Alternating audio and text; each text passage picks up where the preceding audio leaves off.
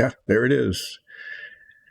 It's Wednesday morning, and it's a little bit after 10 because there's always something.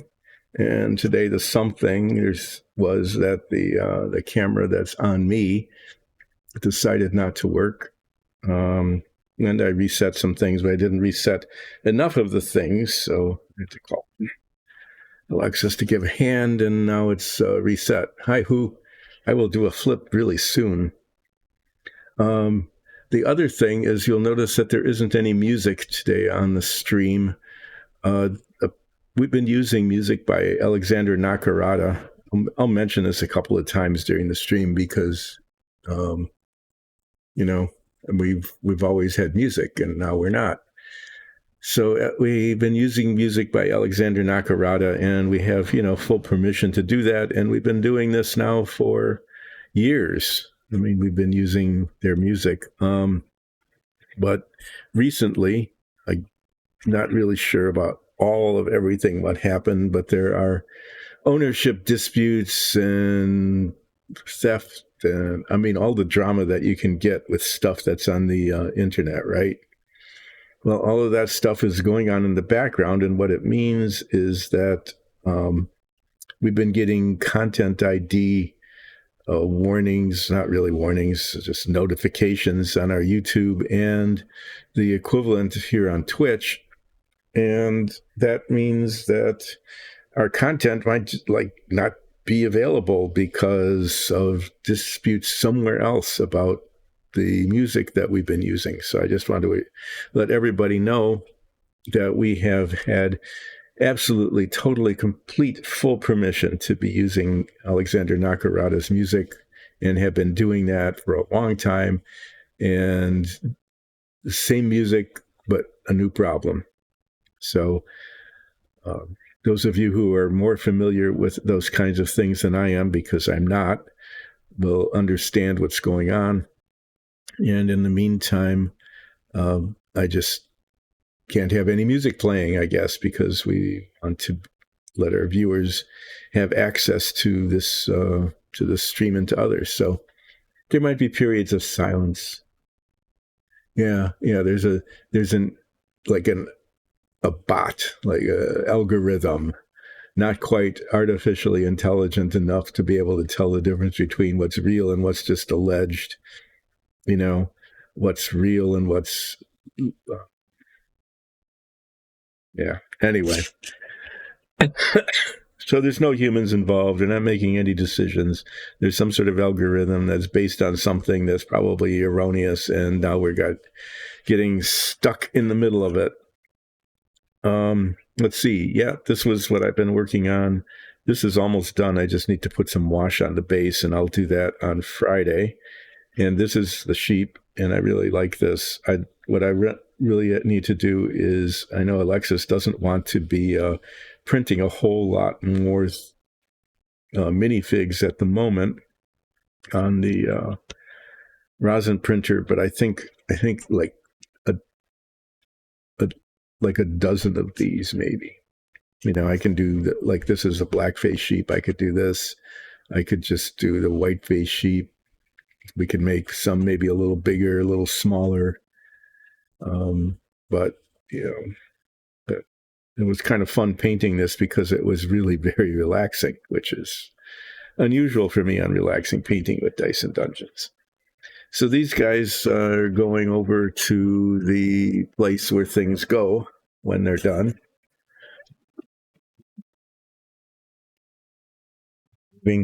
Moving stuff around.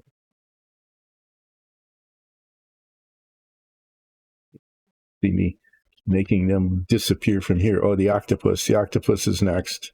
I have to get a picture of something. There's some really cool.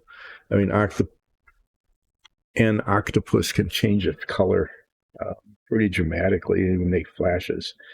So I'm going to look some pictures up to see if I can come up with something cool to make this like a cool octopus, as much as that can happen. Flipping. Let's flip this. This is a medium-sized flip thing. No paint. paint, no paint, paint 2 to 2, no paint, and no paint.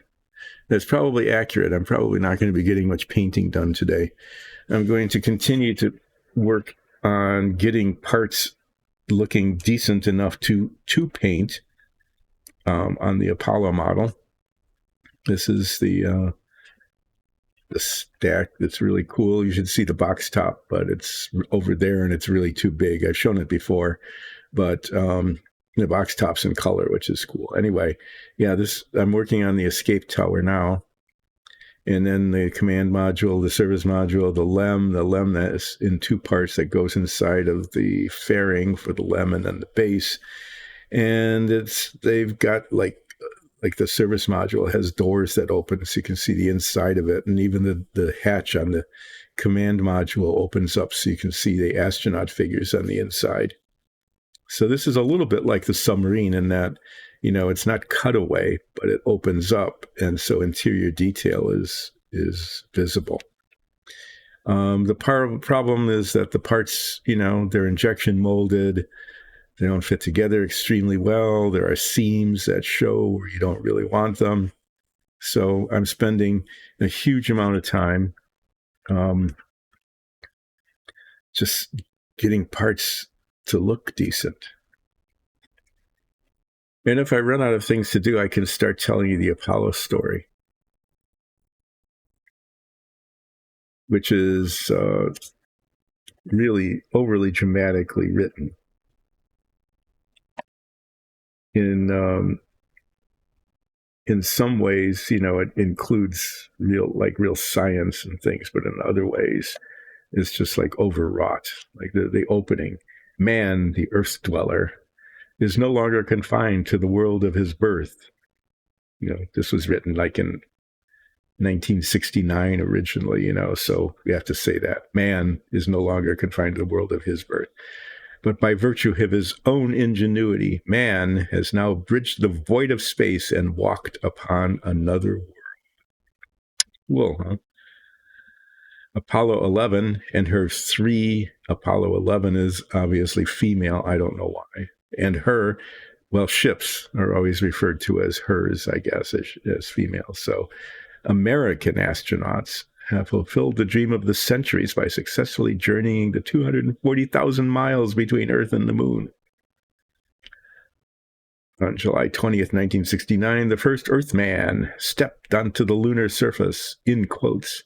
That's one small step for a man, one giant leap for mankind. It's interesting that the transcript here says when Armstrong did, he kind of skipped over or didn't articulate the but meant to say that's one small step for a man, one giant leap for mankind. As it turns out, that wasn't really the case. We went back. There was 12, 13 didn't fail. It failed because, that was a really cool rescue mission and made a much better movie than not failing. Anyway, so 12, 14, 15, 16, 17, there were 5 more landings on the moon and no one cared anymore. They cared the second time because it was like, is this going to work? And then everybody got all excited about Apollo 13 because, the astronauts were in really serious danger. Actually, probably more serious than the movie made it sound. But then, 14 was fine. And then they had the lunar rover, and that was kind of fun. People watched that, the car moving around. But that's all they really cared about was that, because that was new. So, yeah, it wasn't really a giant leap, and nothing much came of our missions to the moon other than that we got a bunch of moon rocks back and some flags standing. Some of them might still be standing up on the moon.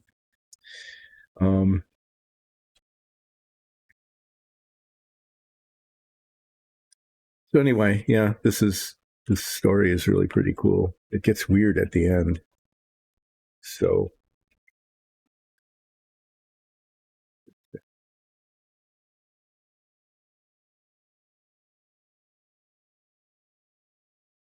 Oh, this is really cool. After Apollo. You should read about this because this never happened. Anyway, yeah, space turned out to be, if you remember 2001 Space Odyssey, I mean, even if you weren't around then to watch it when it came out, you've probably seen it because it's like a cult classic now almost. Yeah, that was 30 years, 32 years after the Apollo mission to the moon, the Apollo 11. And so it seemed reasonable at the time, right? That, you went from, in a period of 10 years, you went from the very first satellites being launched into orbit to landing safely on the moon and returning, that if you could do that in 10 years, that in 30 years, 3 times longer than that, a forever time, that you certainly should have been able to, get tourist space stations with regular service. Expensive to get there, but, you should be able to do that. And, but no, didn't happen. Nope. No. Now what? 20 years after that, we should be already on Jupiter with the slab there, the monolith. We should be doing that already, but we're not doing that. We got a space station that's wearing out, and maybe we can get back to the moon again for reasons. So it was really exciting at the time. It was a cool time, the space race and all of that, and landing on the moon. And then it just turned into, spy satellites and satellite radio. Okay, well, these are not all parts that I'm using right now. These aren't parts at all. This is just the trees where the parts were. That is sitting here in the way. These are parts for the command module. Okay, but I need to get rid of some of these. These were all clips that I used to hold these parts together while the cement was setting. And I took them off near the end of the last time I worked on these, and now that time has passed and I need to put them in the container where they belong, which is somewhere over here. Yep, yeah, it's going to be that kind of, can't have any music. I get to babble about nonsense. There, this is the container. There.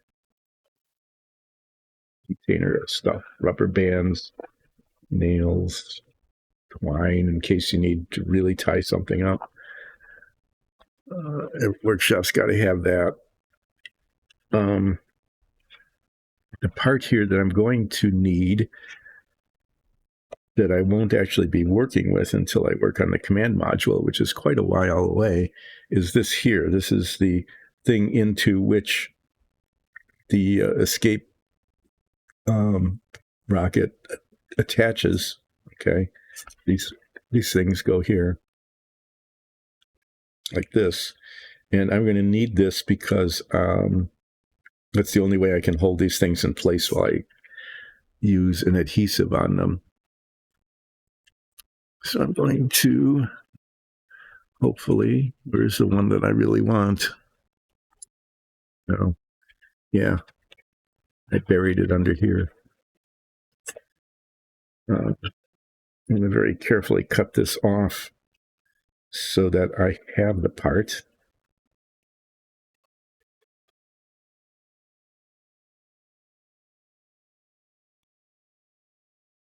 Don't need the rest of it. So the rest of it will be put away either by me wandering off camera to put it back in the box or later.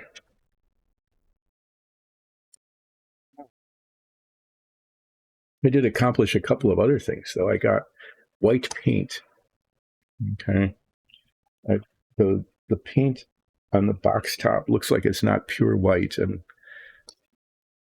and the inside panels are painted an off-white color. So I got 4 different white colors, and then this color, which turned out to be way darker than I thought it would based on the tops of the cans. So the box top shows that the inside panels are kind of a tan color. They're sort of yellowish like this, but I think this insignia white would look really pretty good. This just looks it looks like it's just, you know how sometimes white things yellow in the sun? That's what that looks like, but that happened. And then there's 2 whites, there's pure white and pearl white. And depending on the light, the pearl white has a little bit of yellow in it, but it has a really nice sheen. So I'm thinking I'm going to use that, the pearl white, rather than the pure white, just because it kind of, you know, depending on how the light hits it, it can get kind of dark like that. I don't know. I'm torn between these two, so I don't know. I'll probably ask people later. Hi, thanks for joining in, Danny. I'll explain that the music is off because there's some sort of way in the background dispute between Alexander Nakarada and a couple other people and the algorithm that decides whether music is protected or not. So the music for which we have every right in the world to use is triggering some sort of content ID thing on YouTube. And so we're exercising caution and just not using it until that whole thing is resolved. So that's why that's not happening. But yeah, so this is my color chart, and I'm going to pick one of these 2 for the insides of the panels. Here. And one of these 2 for the outside, depending on, you know, how I want it to look. Anyway, I've got paint in this box. And I also have some expensive masking tape that I'm going to be using on the submarine. I'm going to be doing some submarine stuff today.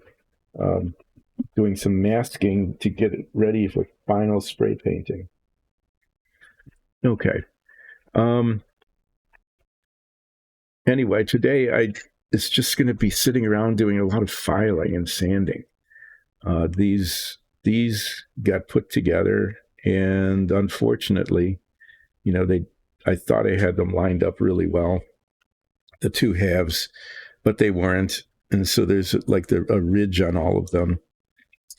And so these little bits, these little parts are just going to, you're just going to watch me with files and sandpaper, getting rid of the seams and the ridges on these. I put plastic putty on them yesterday so that it would be solid enough to work on today.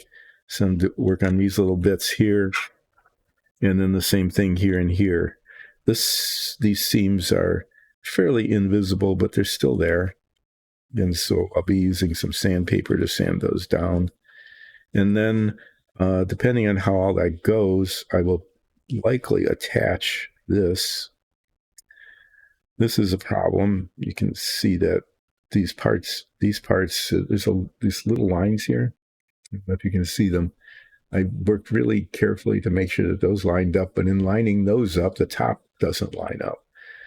So I'm going to cement this on, leaving that gap, and then I'm just going to fill the gap in with the plastic putty and sand that down later too. So just like building this model has just pretty much just turned into sanding and filing. So it's really kind of weird that, you know, if you look at it at the bottom, they don't quite line up on the bottom either, just like they don't at the top. There's, I don't know, 64th of an inch there. It's really small, but it's like they were just molded wrong, I guess. Yeah, so these things, I need to make the seams go away so that they don't show up when they're painted. And I'll be doing that with sandpaper and files. That's going to be pretty boring today. So I guess what I'll do is I'll talk more about the space race as I remember it. You know, why not? I'll do that, and then you'll hear this story from the perspective of someone who was there and might be remembering it correctly or not. Never really, you know, unless you look it up the history, you won't know for sure. Okay, so these things here, there's two of them. These are doors that open up to show the little bitty rocket. There's a little bitty rocket motor here. Then there's one on the other side too, but it doesn't show. That carries the escape tower away if it's not used. So there's these bigger rockets at the bottom. These are just the nozzles. This is the fuel. Okay, this is what holds the fuel. If this lights up, then it takes the entire capsule away. It carries it away from the danger, which fortunately actually never happened. These rockets go inside of this thing actually, and this goes up bottom.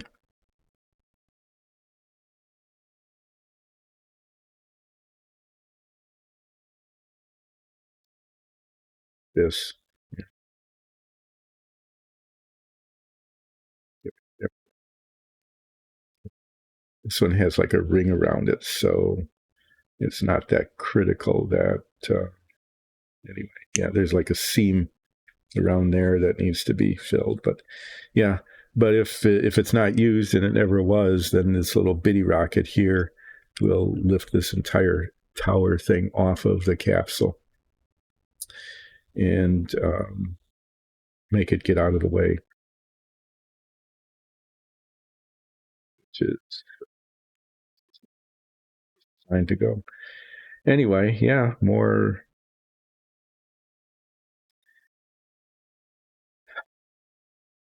Well, it has to be done.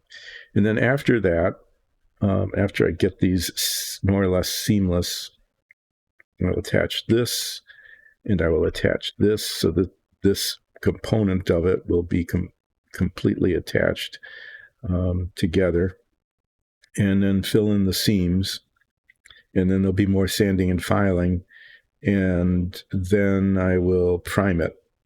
And after I prime it, I will probably see some additional flaws. There almost certainly will be in the finish that will need to be fixed before I put the final coat of paint on. And then these bits go between this and this. This is a challenging assembly. I'll just give you a hint about how it goes. This is why I'm using this to hold these, because otherwise it's awful. It's awful trying to hold it. When the model is put together, these are not cemented in, okay, because the model is actually designed to come apart. You can replicate the entire mission with this model by by keeping parts assembled or not, okay? Like once the capsule is safely launched, you can remove the escape tower, because this will just be set here, okay, and not cemented in. And then you can separate the service module from the container of the LEM. You can have the LEM come out, the Lunar Excursion Module, and have it dock like it did with the nose of the command module. And then when you get to the moon in your imagination with this model, you can land the LEM, and then the LEM comes apart because there's the ascent stage of the LEM, and that's separate. And you can poof that back up to dock with the command module. And then when you get back to Earth, you jettison the LEM, goodbye LEM, and the service module, which has served you well, except in Apollo 13, where it didn't serve you well. It blew up and caused a huge disaster. And then you can actually, like this fairing here comes off the command module right at the end, and the parachutes. We don't have parachutes with the model. I suppose it'd be possible if someone were really a good modeler to fabricate parachutes. Yeah. So that goes there. This goes here. If it were just these two pieces,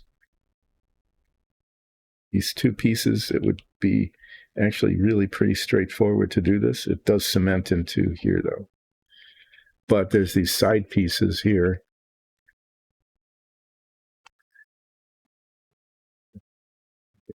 See that need to be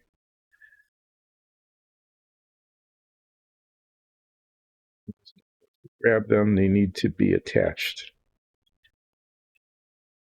to the sides. Okay. And then there's this ring that needs to go inside as well. So the challenge is to, and the best place to grab is where the contact points are, right? So I'll probably be using some sort of tweezers and getting these somehow or other to adhere to the contact points along the sides. So, yeah, if I were to just cheat and do half of this, I could put the ring in probably. It would be really a lot easier than actually doing the whole thing. But no, I'll do it right. Well, let me start with these doors. I'll just start here. There's files apparently are magnetized. There's a bit of plastic on the edges here where they were attached to the sprue or the tree, and those need to be filed off and then sanded down. And then there's little bits of flashing. What I mean is, I don't know if you can see it, but they're really thin little bits of plastic where the plastic leaked between the two pieces of the mold, the injection mold that came together.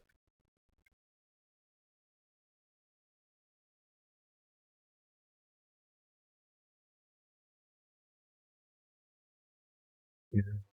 There is an option to build this model with these doors closed, but the picture on the box top and the instructions show that the doors are open to show the little rocket thing on the inside. So that's how I'll do it. That's a little bit of a challenge too. They go on here like this, and there are, show it this way, two little contact points. It's tiny little contact points here and here that is where the adhesive needs to go, right? Nice.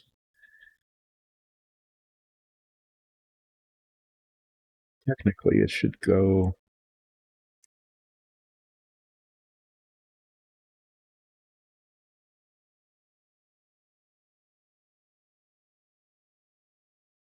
to fill that in. I don't theoretically, at least the door, the hinge should go into that slot there.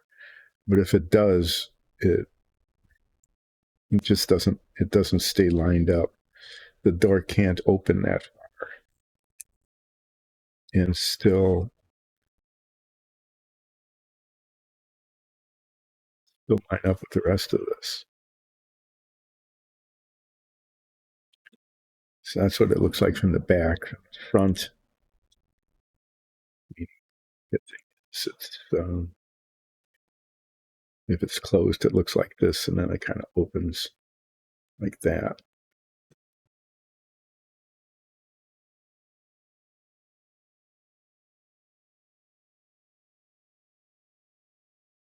But it's supposed to stay, you know. The door just doesn't work. Let me just say that. The door doesn't work. So it'll only open about that far, which is probably far enough. Well,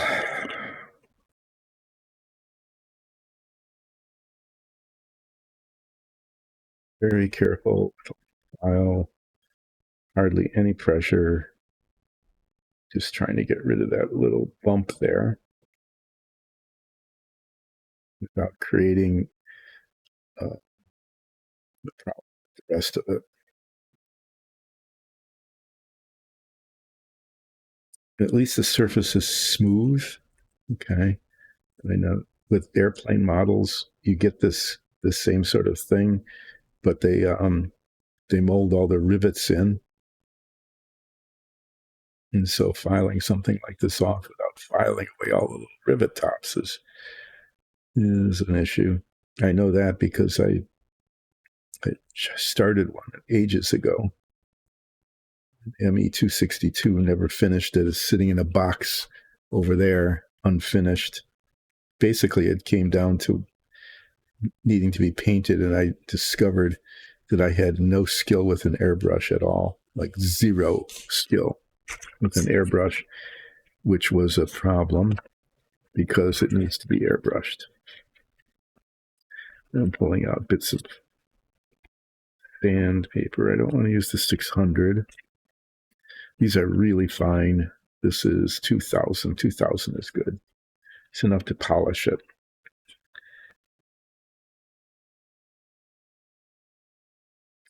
And if I can get it so I can't feel it,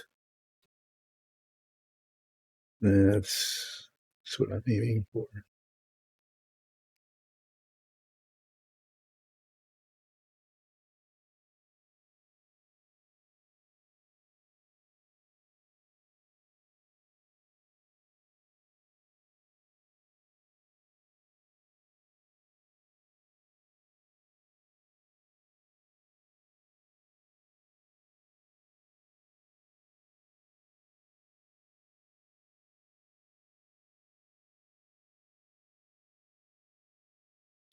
Well, I explained why we don't have music. I apologize for that. I'm hoping we can get it back sometime soon. Otherwise, the audio is limited to whatever I am babbling about at the moment.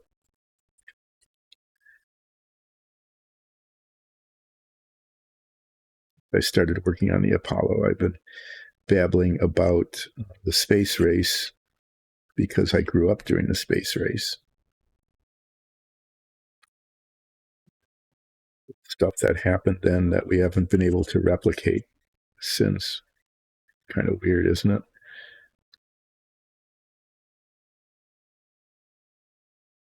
So I was reading about, what is it, the Artemis program? It's going back to the moon. That they had to try to find all of like the original design specifications and manufacturing stuff for the Apollo program, because there wasn't really anything like that around, like even including the heat shield. And because a lot of that stuff, after years went missing or get thrown out, they even had to track down some of the old engineers, design engineers and manufacturing folks to figure out how it was done, because, that stuff got lost. It just, you went to the moon 5 times. Everyone was a success. Most powerful rockets built up until now, like 50 some years later, almost 60 years later. Yeah. It's kind of interesting how space turned out to be a bust, except for spy satellites and cable, not cable, but streaming TV streaming.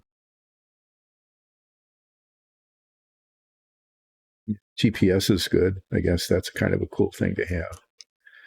But none of that required going to the moon. So we're exploring space, humans exploring space, going to the moon and Mars and interstellar flight and all of that. Just, that was all great fun to think about in the 50s and 60s. And then none of that really ever happened. And now people are starting to think about it again, but we'll see. I'm not I'm not really optimistic. I'll just say this, that anything much is going to come of that. You know, and you talk about, well, let's go mine the moon. Why? You know, there aren't any elements on the moon that aren't here. And the transportation costs are a little bit steep.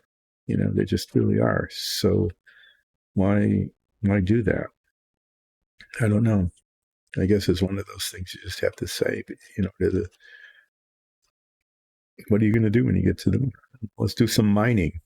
Why? Well, it's just, you know, they got dirt and stuff there. You never know. Maybe there's a pile of diamonds just laying on the surface of the South Pole. So it's kind of sad for me. I'll just disclose that you know, growing up during the space race and watching all of these science fiction things, you know, start actually happening. Watching 2001: A Space Odyssey and thinking that, you know, it's not unreasonable to think that in 2001 that could happen, that there'd be a permanent base on the moon. And I mean, maybe there's a monolith buried there, maybe not, you never know. But, you know, at least being able to get there like that you could go to the space station in orbit if you had enough money and hang out at the bar and stare down at the Earth.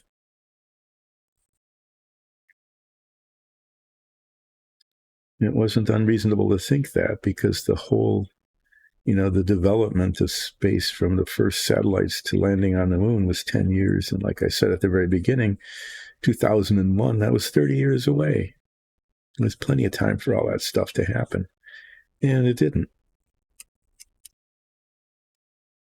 Because, you know, other things, I guess, came up. So this, you know,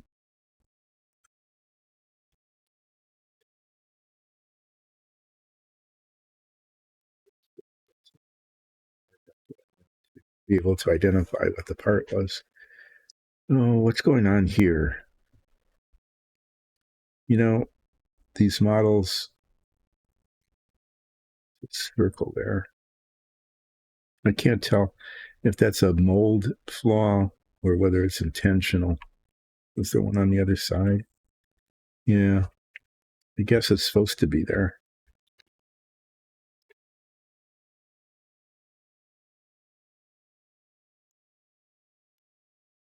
The submarine that I'd been working on forever, that you'll see again a little later in the stream, because I need to do some masking so I can get some spray painting done.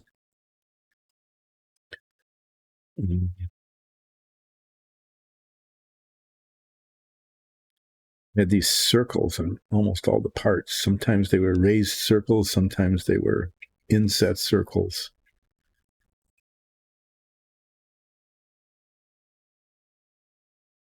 But they were definitely not part of the submarine design. And so I spent a fairly significant amount of time just feeling to make sure that I can't feel the bit anymore. Filing those down and sanding them so that they didn't show. Sometimes they were just in spots where it would just be really obvious. Okay, so those seem to be okay now. Now I'll work on this thing.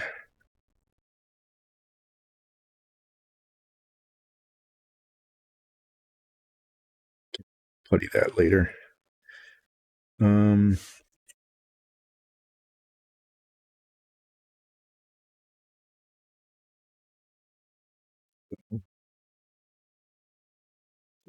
Spot there. I guess that's where the piece attached to the sprue.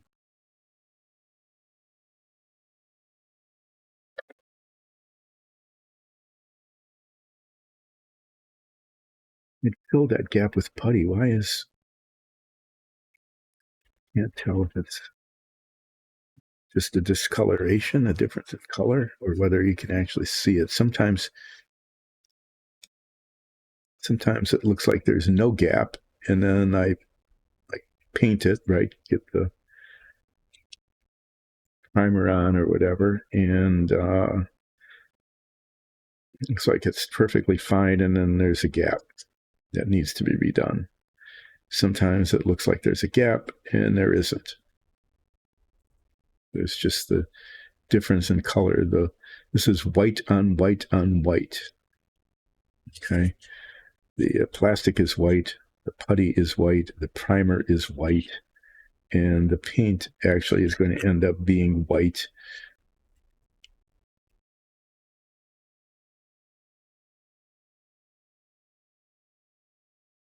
Either pearl white or pure white. Haven't decided yet.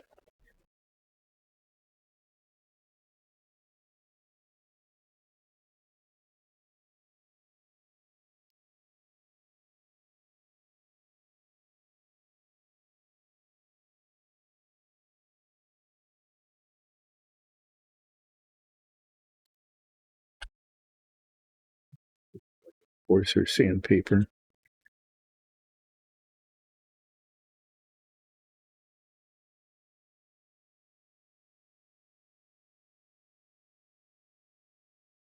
It's the filler. It's kind of a rough texture, and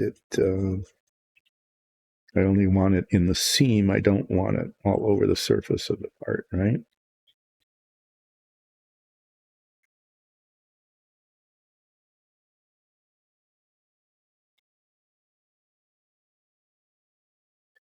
So I'm not going to be able to see if this was successful or not until I paint it.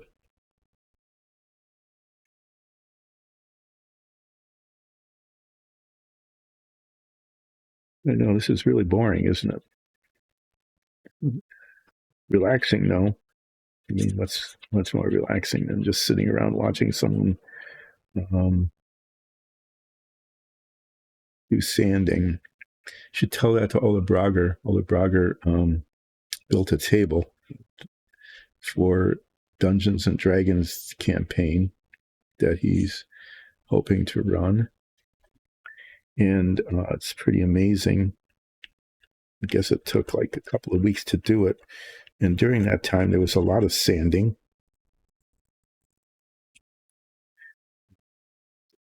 He didn't stream it all.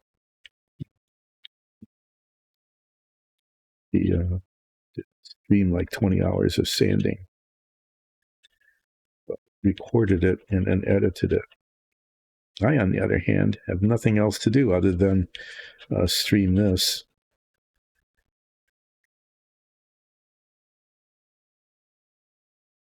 The parts didn't line up exactly right, so that's what I'm seeing here. Is there's like a little bit of a ridge.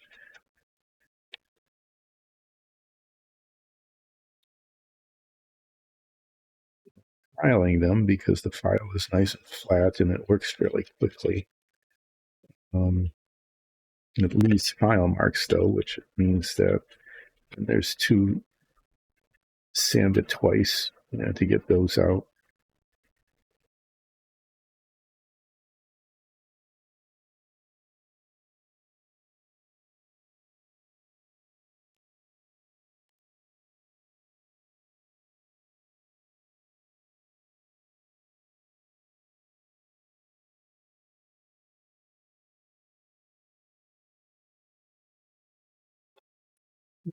Being hyper compulsive about this. I hope it pays off. I think what I'm seeing here is that little bit of a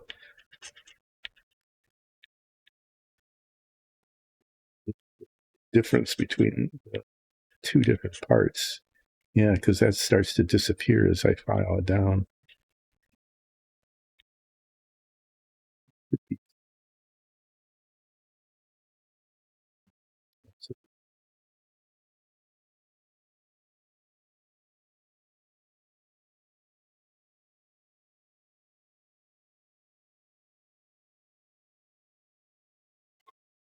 Okay, well, that might be enough. The thing is, if there's a problem, it's going to show up once it's primed. And the worst that'll happen then, I guess, is that I would need to like refill things, resand them after the primer is on. If things still show.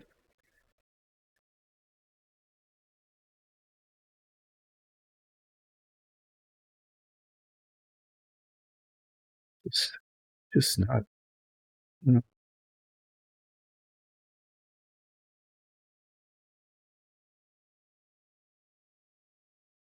Fingernail is catching on something, so that's not good. I can't tell.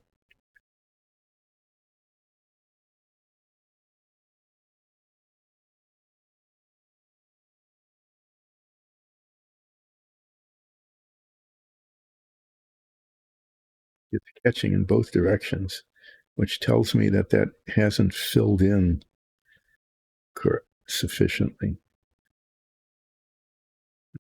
To come back to that, I need to do a second layer of fill on these things. I'm not sure.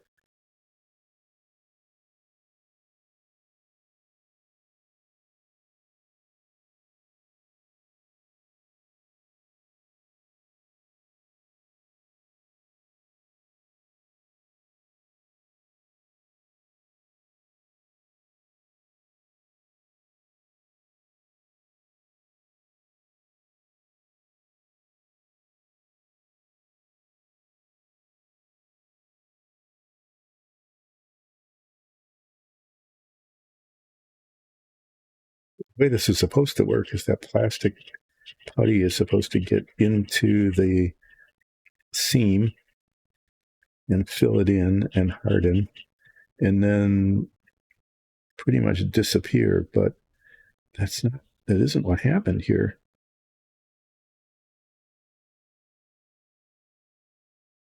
It's still like an indent there. It's not filled in.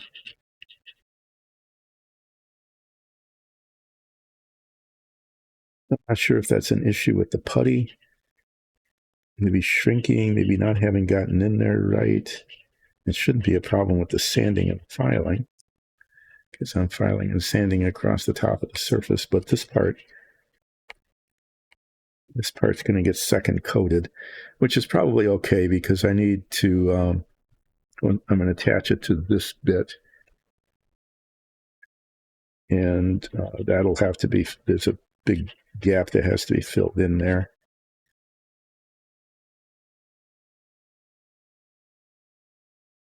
Take care of that. And redo these at the same time.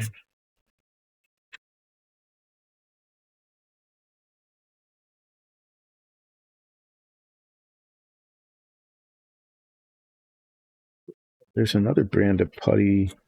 It's harder to use, though. It's kind of toxic. And I've also with some success used Bondo in the past, auto body putty,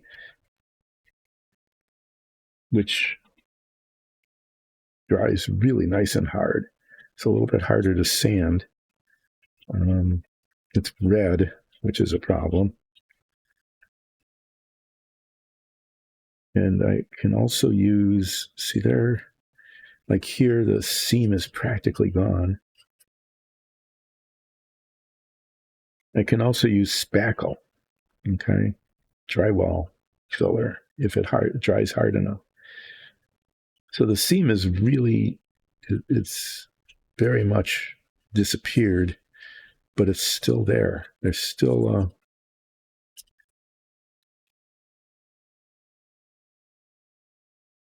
visible little line.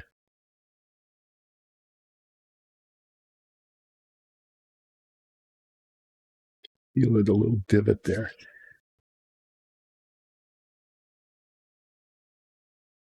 So yeah, I'm going to put a second coat on here and see if that does the trick.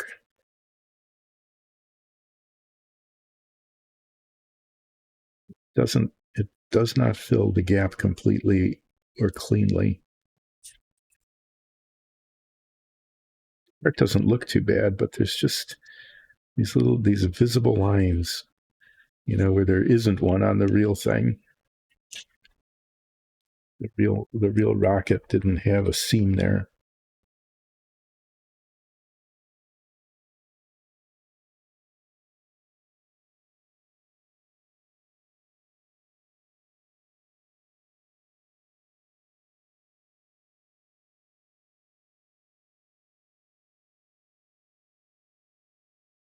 I think I ordered some. And I'm actually going to try the spackle this next, if this doesn't work sufficiently or adequately.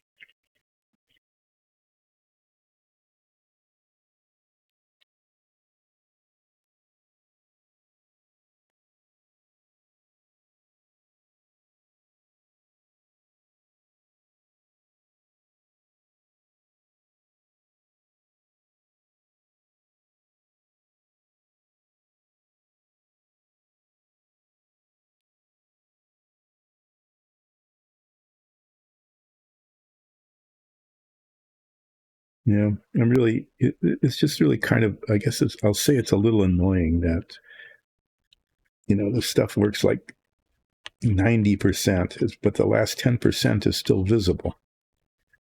So if it worked like 99%, so that you couldn't see any additional flaw at all, that'd be okay. But just enough so that I can still feel it, and to some extent see it. I don't know, it's really hard, I think, but you might be able to see there's a little indent there, the two pieces come together. And there's just enough. Like it's really pretty good down here, but there's just enough right there to be annoying, and just enough around the top here.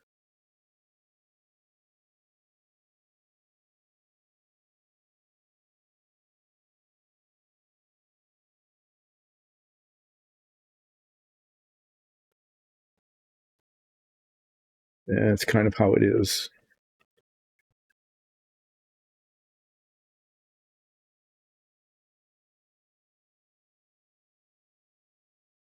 But I think, people who are seriously master modelers who do this kind of thing for a living and make things that look incredibly amazing and all, probably run into this all the time. That the parts in these plastic models just are kind of a guideline rather than a code. That's okay. Bad. I'm not too worried about the bottom because it doesn't fit well anyway. So this part is, it's not bad, but it's just not perfect. So, well, anyway, I need to fill in this little bit here anyway, and I'll put another line down here and then do another sanding. When I put these parts together,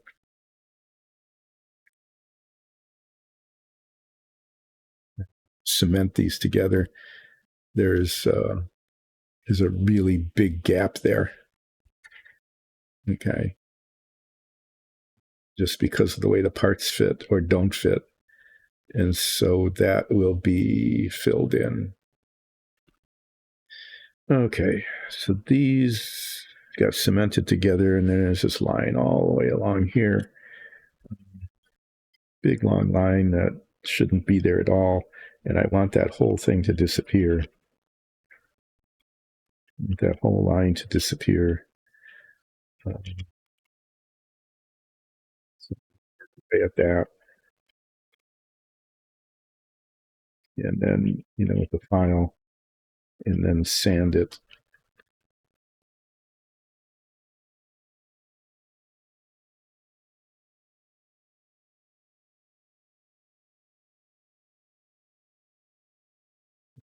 What it is this tiny micromillimeter ridge where the parts didn't line up perfectly. So this side is a little higher than that side, and then the opposite on the other side. And that's what causes the ridge. It's the less than perfect alignment. So that is what I am filing down. It gets us slightly out of round by doing this. but it also makes the ridge disappear, which is more important. You can't really see the knot in round perfection, but you can see the ridge.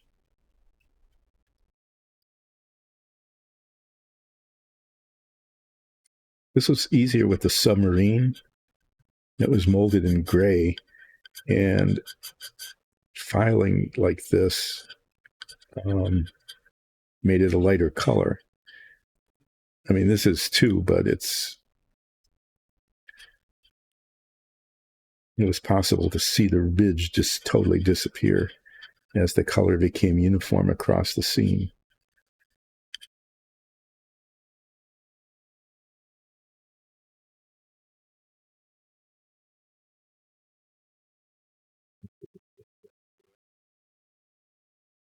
Ring light helps. It probably would, wouldn't hurt to have more lighting here.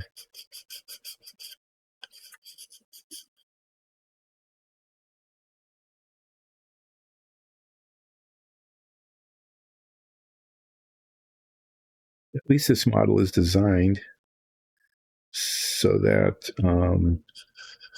I can actually file this bridge without destroying any of the other detail. There is these little lines up here that I need to preserve. So I'm going to be extremely cautious when I get to this point.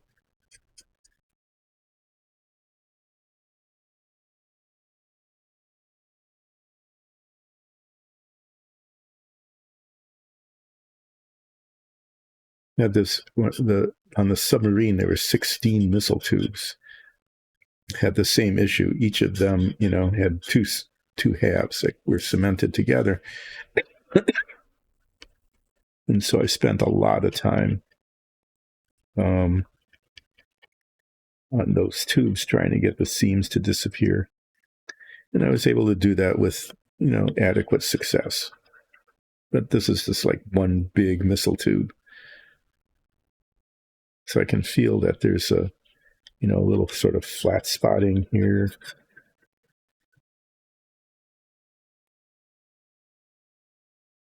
And I can feel the difference in texture between the filed and the not filed, but I'm not feeling the ridge.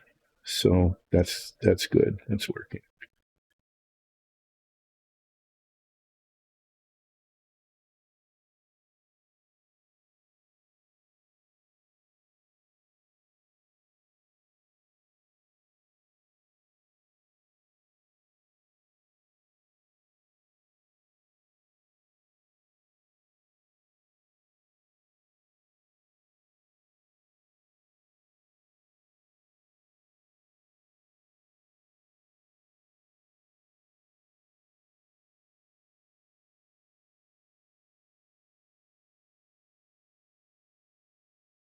Yeah, it's too bad the music isn't playing, because when I go silent like that, then there's nothing to hear.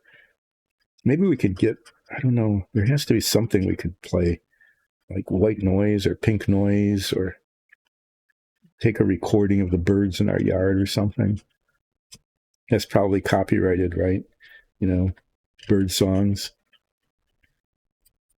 Your chickadee sounds just like my chickadee. I'm going to sue you for playing my chickadee sounds. That's the kind of nonsense you get on the internet.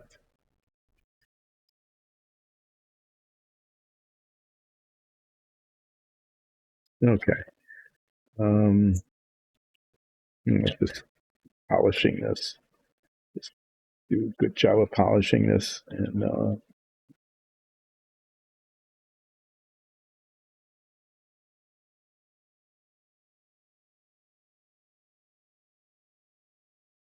this will look okay.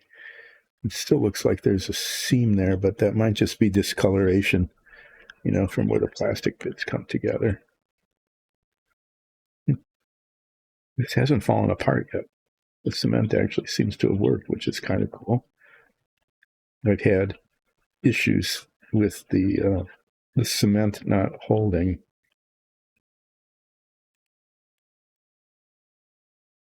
Oh, like that. It just stopped holding. Look at that. Just as I was talking about it. Lovely. Yeah, well, I'm going to just cement that from the inside.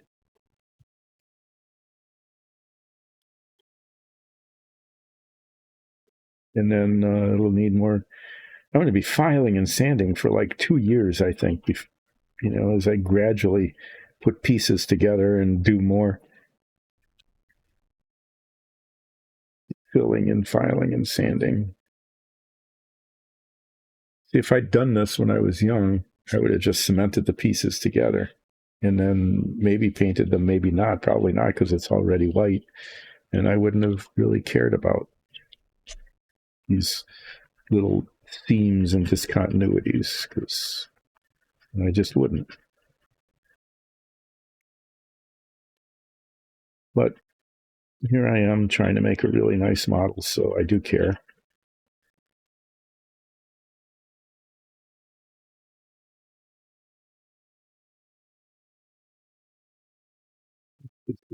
Got the light right so I can see the ridge and I can see it disappearing.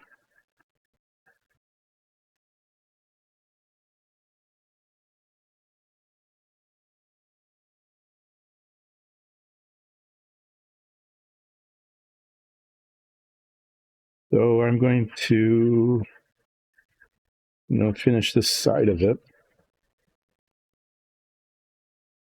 And when this is done, get out the liquid cement. I will be cementing the nose cone onto the top and also cementing from the inside the part that just split open. Fortunately, it's I can do that. I can get the little brush on the inside and put cement in along the seam, and it'll ooze up through it. Seal the parts together.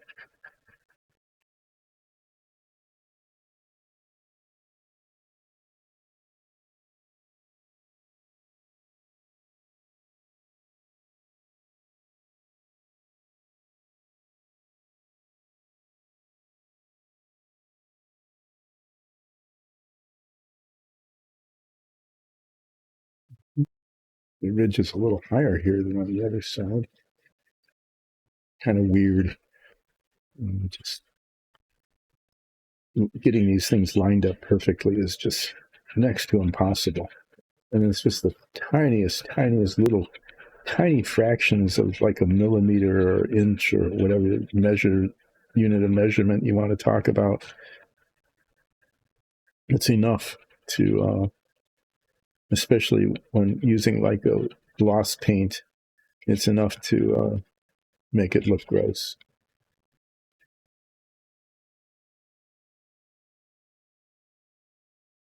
But I think part of it is display. It's important to display these things under low illumination at a distance. And so that's what I'm going to say is that they look really good if you don't get really too close to them. I'm not talking about models in general. I'm talking about mine.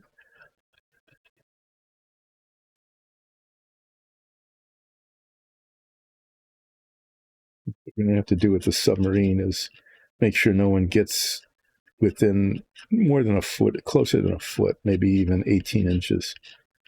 You can't get any closer than 18 inches and the light will be kind of dim.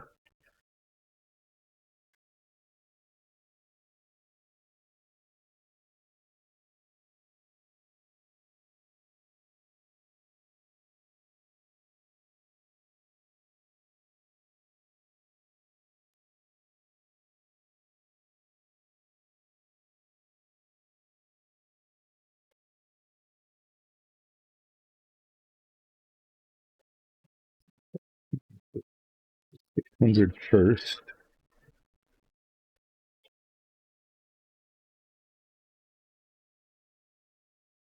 And then the 2000. And this side didn't seem to split open. That's good.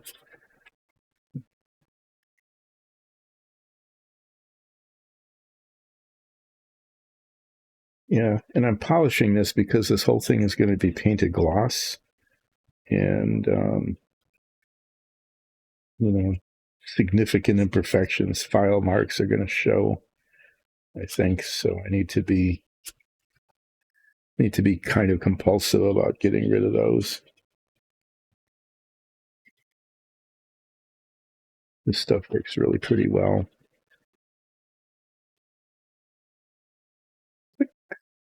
That clicking sound represented a seam breaking.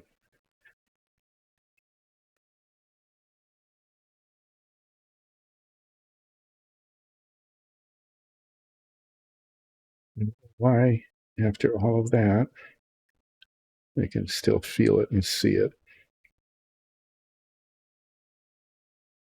So there will be more efforts at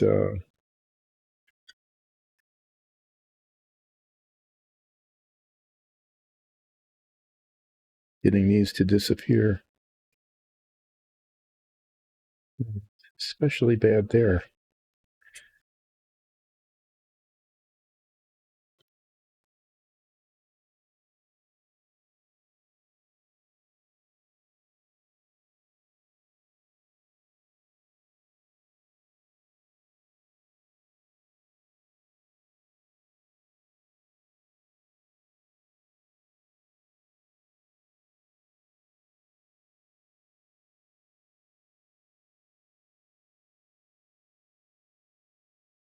Mm-hmm. Yeah. To be more appropriate for the submarine, you could say run silent.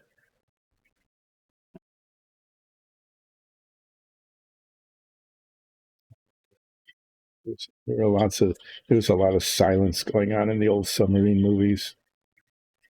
Run silent, run deep, silent running, that kind of thing. It's even more important now than it was before. Yeah, very quiet submarine, not being able to hear it.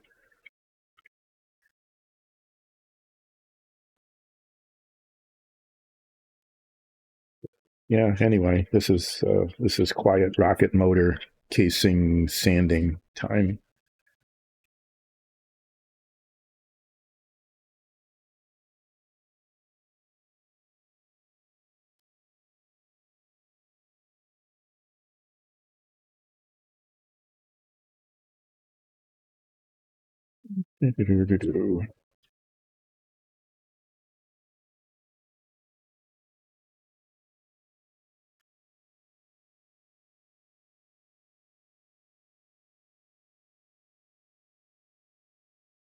Okay.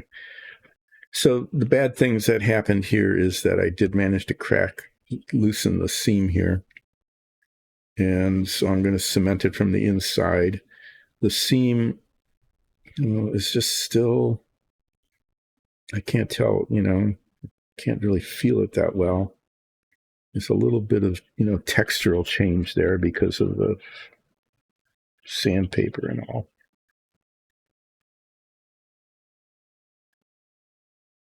What I'm going to do now is find the liquid cement. There it is.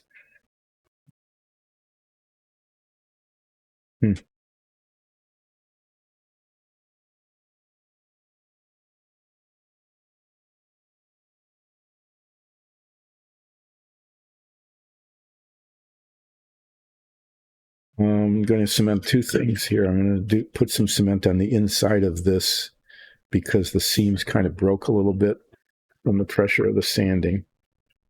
I'm just going to reach inside and run it along the inside of the seam. And if there's a gap in there at all, the cement will run into it. It's very thin, and so it, as they say, through capillary action, gets into the seams. Let's cap it up and squeeze it. We'll put a clothespin on it just to keep the pressure on.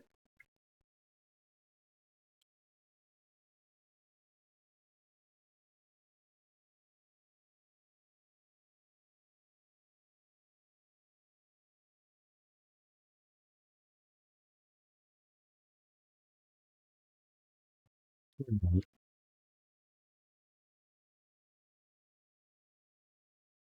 don't want to add an alignment problem to an alignment problem. Just going to let that hold it for like a couple minutes and then let it go.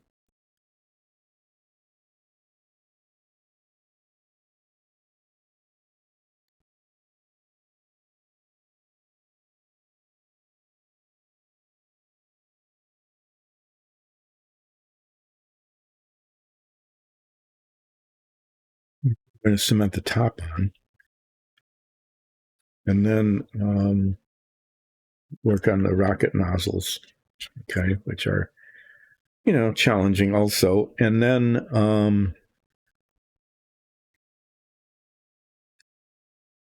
after the break, this will probably have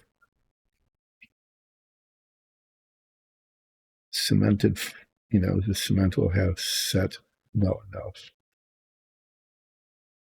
I'm only putting cement on half of this because I'll do it all the way around, but there's a big gap on the bottom. This will have set well enough then for me to do some more putty filling.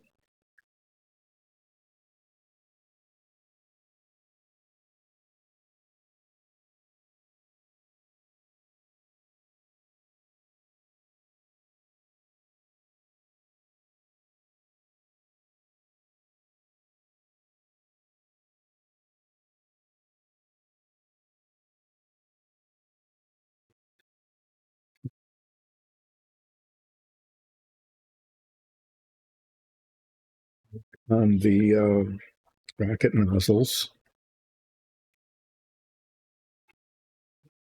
see if there's any issues with this.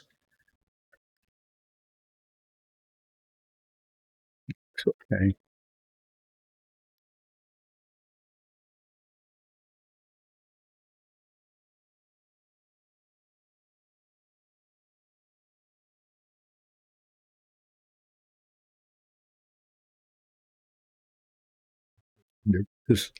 I can't really clip this or anything, so I'm just going to hold it. So the thing that needs to be done is there's like a filler here. You can see the gap there, but there's a big gap on the back, so that needs to be filled in and sanded. And then I'll do the same thing to the other gaps. Put a little more filler on them.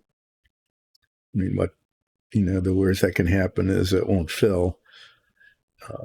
But I can put more filler on them and hopefully get them all to look better.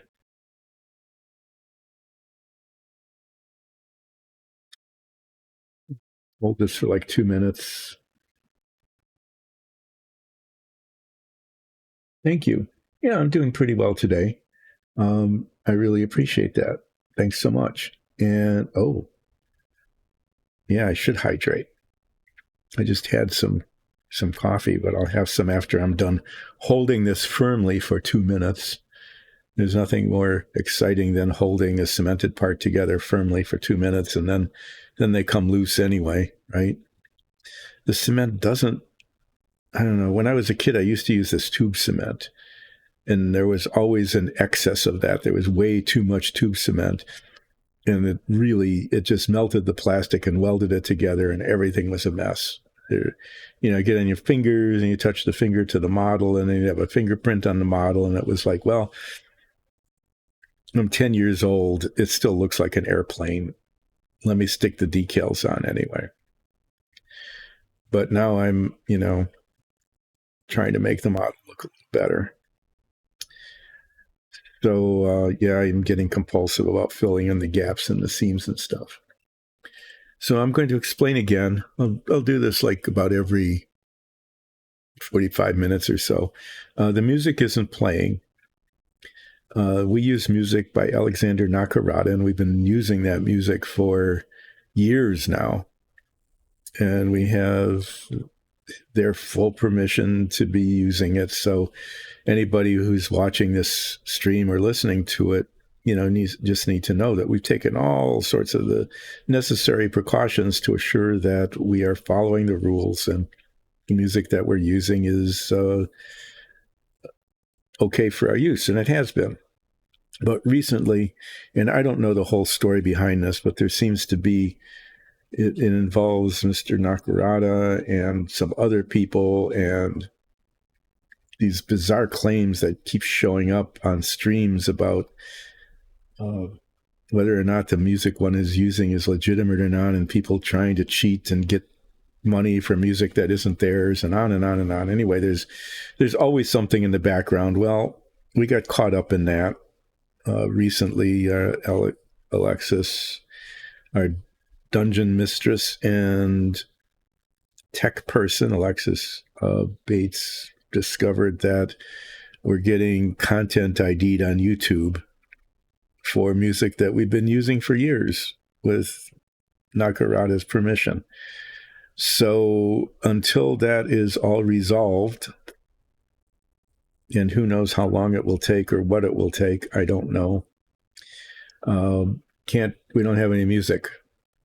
So there might be some silent spots, or I'll just ramble on or hum to myself. If I hum, that would be bad, right? I'll probably hum something that will spike a content ID. So I can't even do that. I can't go, that's probably like something, right?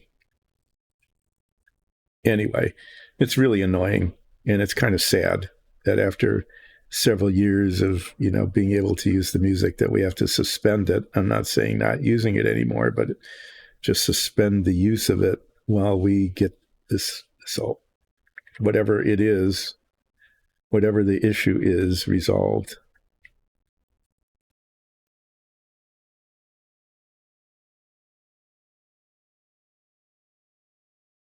Okay, well, these pieces are together, and I'm going to let them sit until near the end of the stream, at which time I will be putting some plastic putty on them to fill in the gaps or refill the gaps. And then at some point, I'm going to wait until I'm done with it. I mean, that's a real easy assembly, is that. And that seems to fit all right. Okay. And once I get the seams to my satisfaction, which might be, sometime in the future, I'm going to prime this thing, and the primer will show me whether there are still flaws that need to be fixed or not. And if the plastic putty I'm using continues to be a little bit problematic, I'm going to try some other fillers. So this, I'm just going to set up like that, because I want the top of it to, anyway, yeah. The next thing is there's seams and irregularities all over these beasts. These are the rocket nozzles on the escape tower. They will eventually fit together like this. And once they're fit together like that, they go into lining up the notches here, the base here.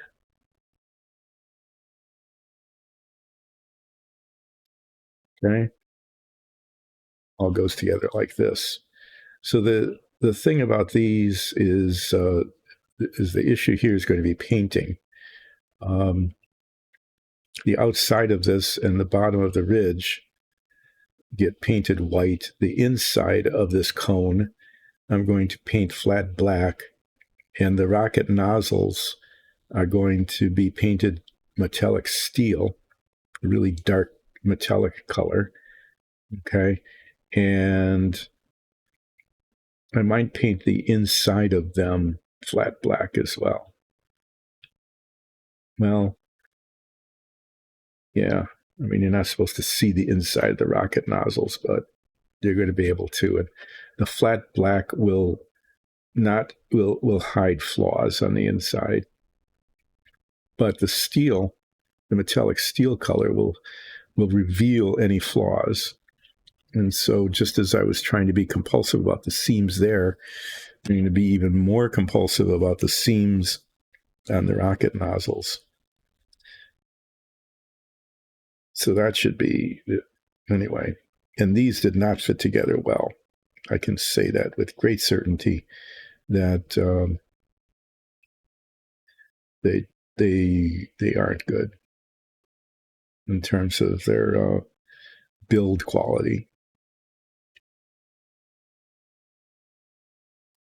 I'm just going to, use the file initially and then the sandpaper. And hopefully most of the seams and irregularities will disappear. And they will look good when they're painted steel. And when I paint them metallic rather than black, because I just think they are made out of metal probably, and I think it just looks better. It looks pretty. It's a really cool color.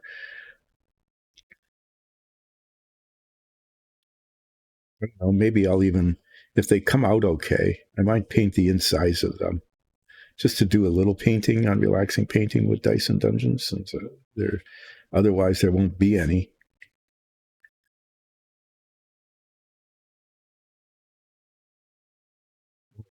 Okay, now I had this plan that I forgot about. So I just remembered this plan that I'd forgotten about. And the plan was the stand of the submarine. So I'm remembering the plan now. The plan was to do the masking so that I could spray paint the stand of the submarine and actually do that during break. Okay, there was a plan to do something during break and then show it off after break, because the spray paint should be dry enough after like a half hour to be able to pick up and move around. Dry to the touch in 30 minutes, that kind of thing. So that was a plan, and I still have time to do that. Just finish this one side of one of the 4 nozzles. I will be 1/8 done. Okay, be 1/8 done with these rocket nozzles, and move on to my plan.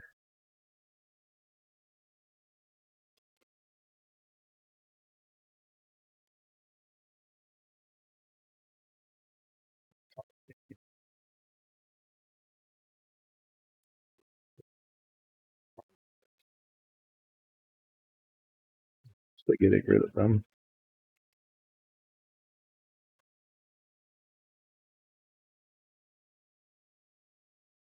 No, can't say it's perfect, but it looks way better than it did before.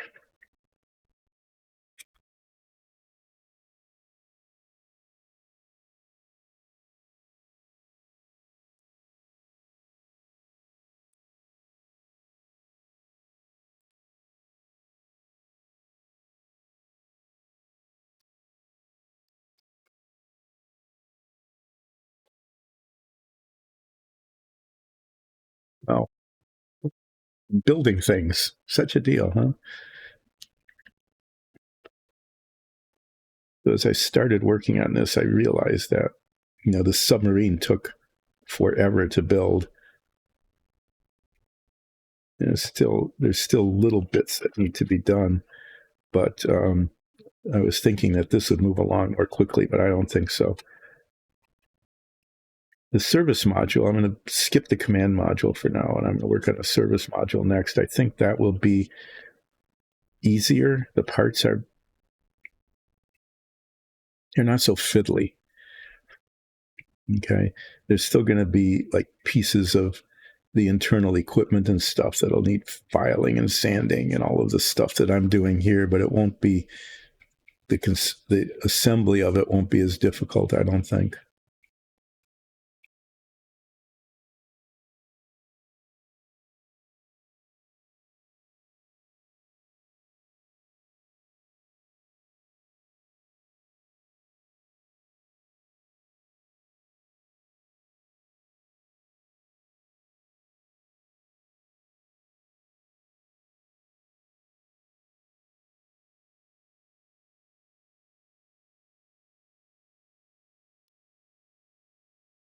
think the problem I'm facing with the plastic putty that I'm using is that it doesn't set hard.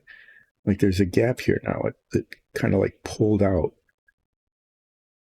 and it gets, I mean, there's a divot there now that was filled in, but it doesn't get really hard, and so it tends to pull away when it's being sanded. So that needs to be refilled. I guess I'm going to keep trying it.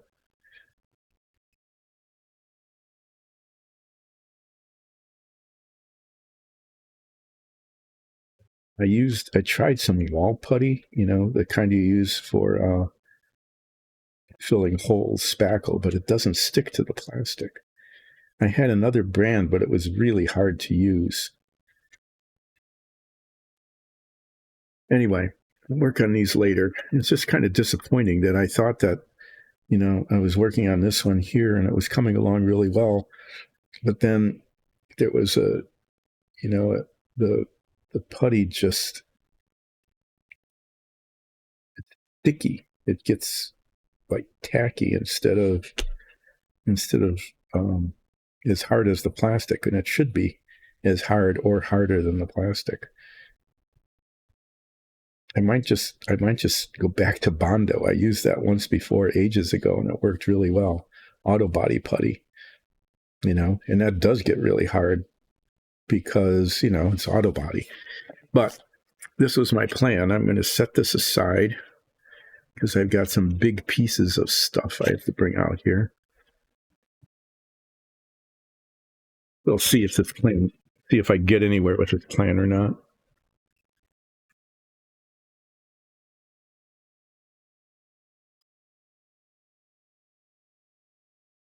This is the outside, I'll call it outside hull of the submarine.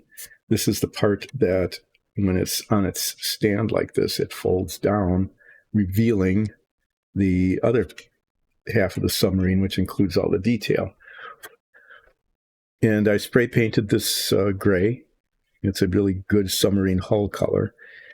But I want the stand that it's on, to be a different color. Okay. Why? I don't know. It would be really easy to just say, just leave it gray, right? And then I'd be done with it. But no, I'm not doing that. So what I need to do is mask the hull of the submarine so that I can spray paint this a different color.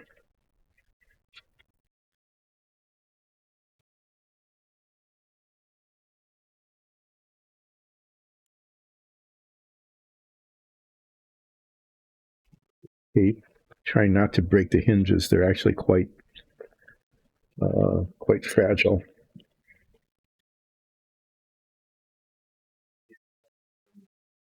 Getting scissors. Okay.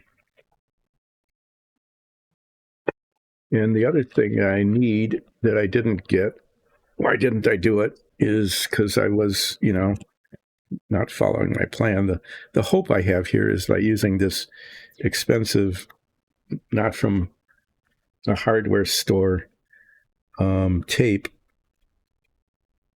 is that it won't pull the paint off. I doubt if that's the case or not.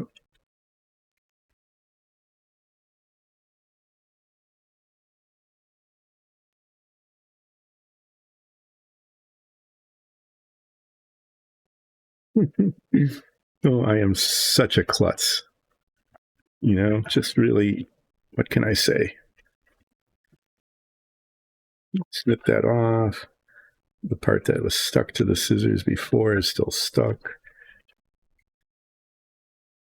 Getting this right up to the hinge. Yeah.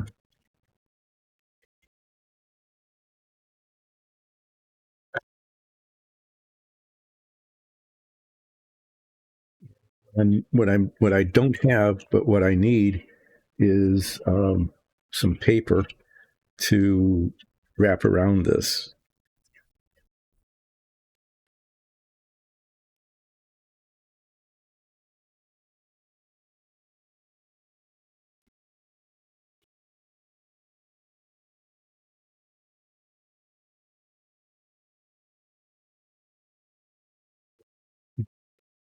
have that with me, so I'm going to have to go get some.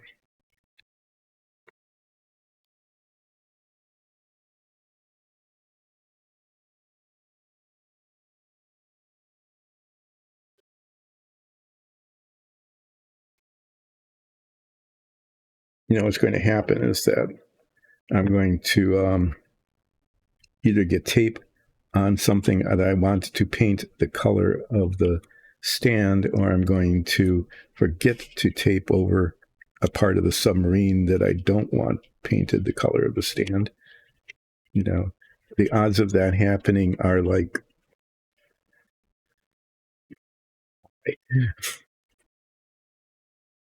it's a high possibility.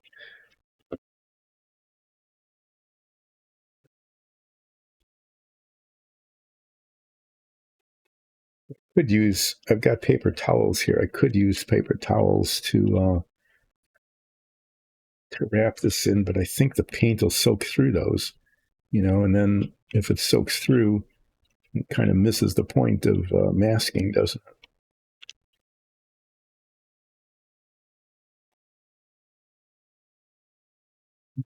It's time to get real compulsive here. Is on the side here, this is the hinge ends and the hull starts. So there's just a little bit there that needs to be covered.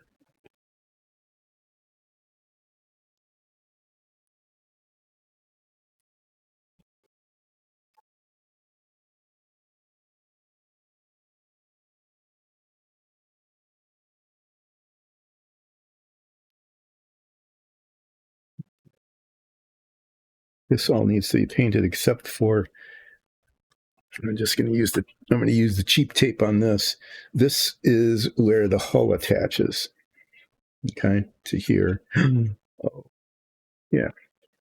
What I remember is that these pins didn't fit in the hull. And what I really should do this, is I should get the rest of it out and make sure that this fits, and then I file them down so that they fit before I paint the whole thing, because then I'll be filing off the paint.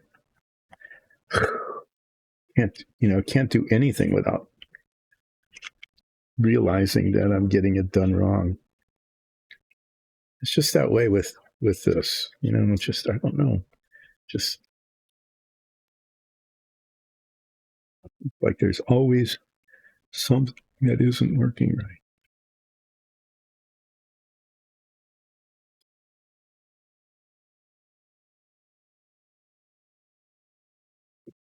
Just going down to there. There's these tabs here, and the hull only comes up to here, so that this little gap here kind of shows, actually.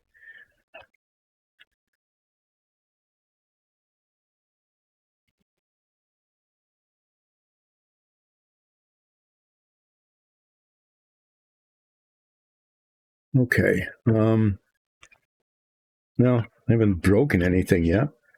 Yeah, that's something. This is pretty good masking tape, I could say.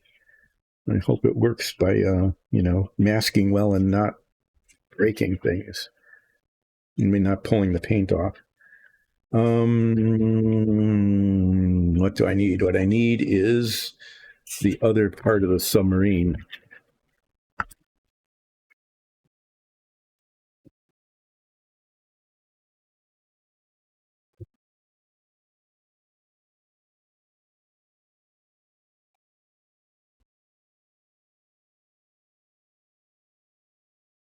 Yeah, that was good. I'm just wandering around. What the heck?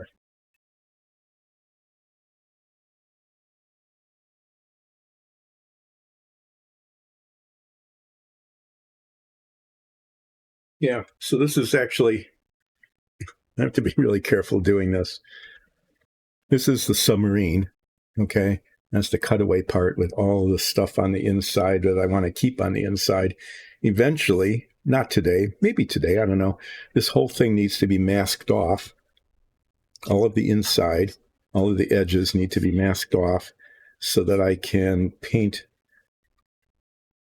this side, the outside of the hull. But this thing here You see these two little holes there? You can see them? They're supposed to fit into these pegs. That the whole thing can be cemented together. And they kind of, but not quite. And then there's slots on the bottom that fit in there. And the problem here is that the pegs, I was kind of afraid of that. The base of the pegs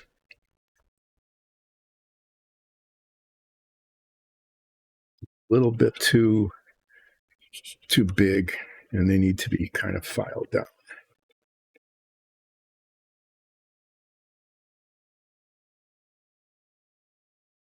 I hate touching that. Every time I touch it, it's an opportunity for disaster.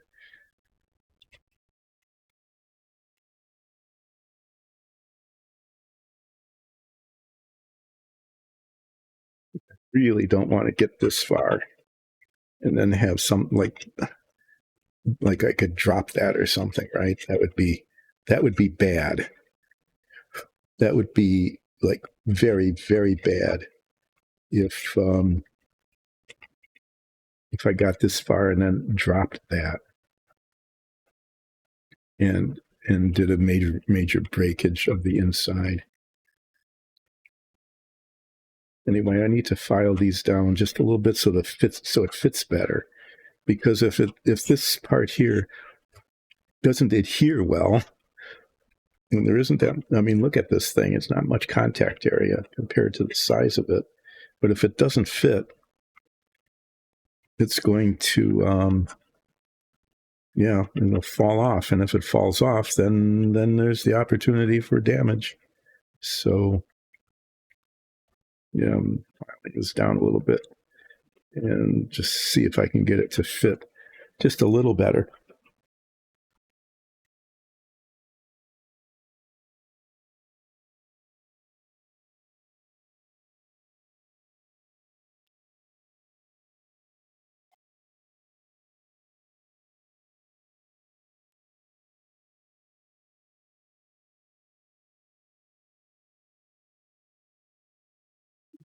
Don't get too picky about this because I don't want to be here doing this for a long time.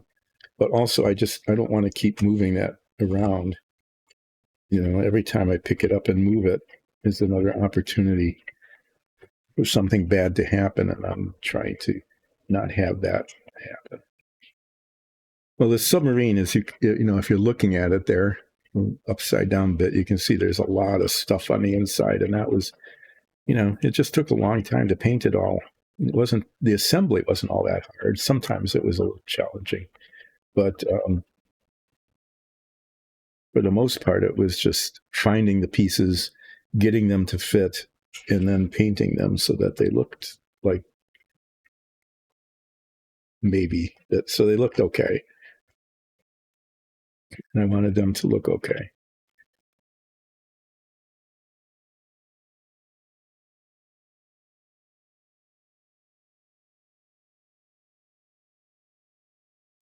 Okay, I'm going to try this again and see if it doesn't fit just a little bit better.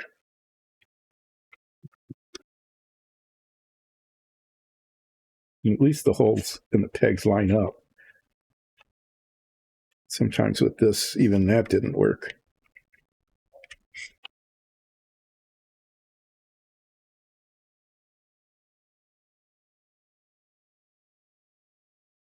It's not perfect, but it's a lot better. And I know what I need to do to make it a little bit better. So I'm going to get this. Say goodbye, submarine. Goodbye. I'm going to my berth now so as not to get broken.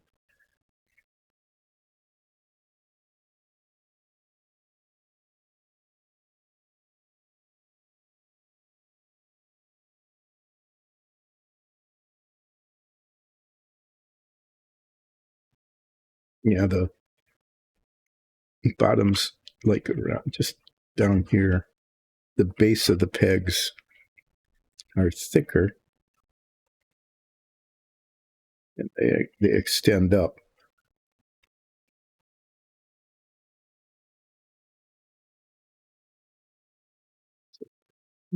that if I get that off just a little bit.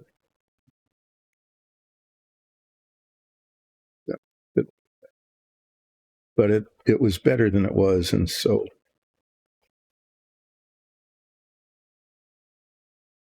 just this additional little modification is what I will do, and then I'll see if I can find some paper. I was going to bring a paper bag down, and I didn't. I had a plan, and then the plan got forgotten when the camera wasn't working. The cameras wasn't working. Okay. So that's the hull, and this is the stand. So I'm going to go flip it over. And it's a little bit fiddlier here. If you can see it, the hinges kind of come up and around. So I'm actually going to get compulsive and put tape around those bits there. Yeah, let's go. Needing tweezers, tape holding tweezers to do this.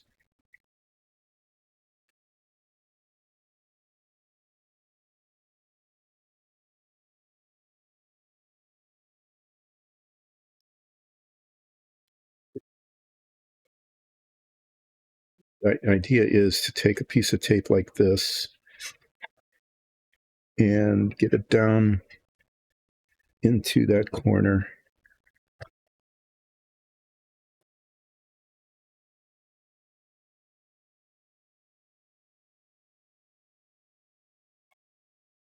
Only the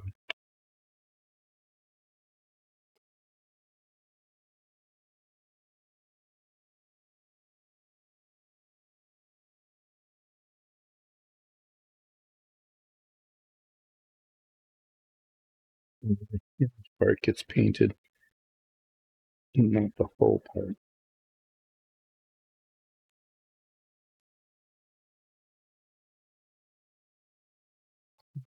I didn't succeed.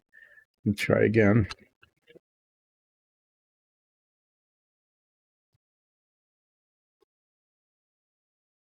Getting it into the corner, but not over the corner, right?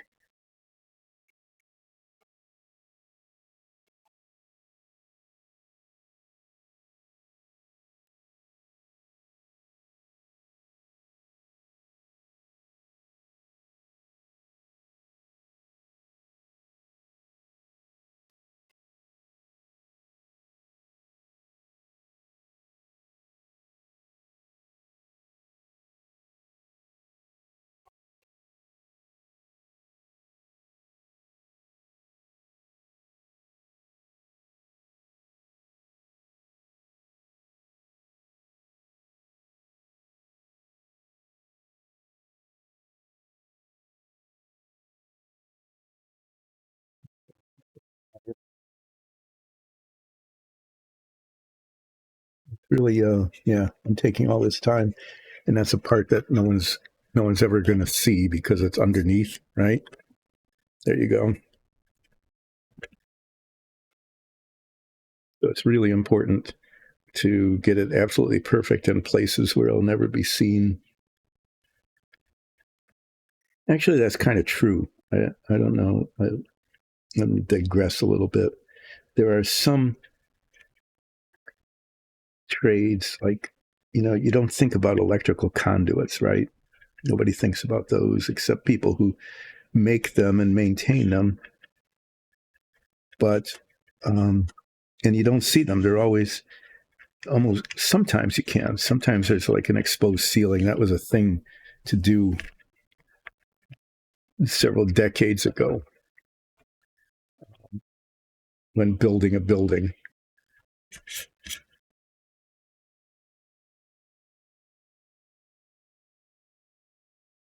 That'll be okay.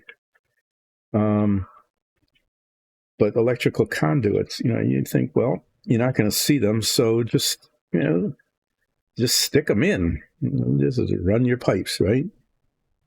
But the people who run the pipes sometimes are artists. I mean, seriously. And they'll just do the most amazing job of running these different pipes in parallel with each other and just perfectly distanced from each other, and if you have a chance to see them, it's just like, wow, that is just amazing. They took such care to make them actually look aesthetic. I mean, really look good. And so I always had to admire that. And this is a little bit like that. I mean, only in the sense that this is taking time to try to get a really neat line on a part that will be invisible instead across the top like I did the other one.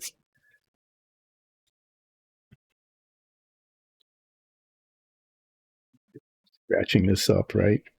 Nice. So I'll have to mask later on. I'm going to have to mask the base so that I can touch up the hull that I had painted earlier. It's just my fingernail and it's still scratching the paint. What a pain.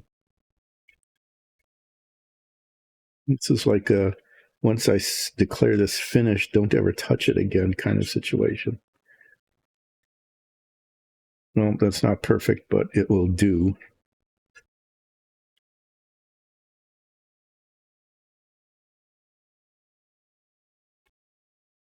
Okay, well, there. All right, so I've got the edges masked, okay, but I need to cover this. I need to cover this up.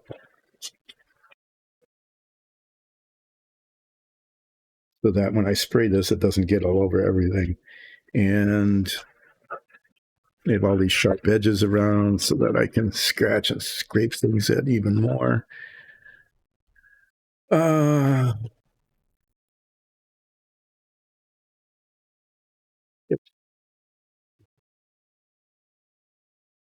I guess I could use this. This is the goose. This is the oxycoatl. These are things I had painted earlier, but this paper will work fine as a mask.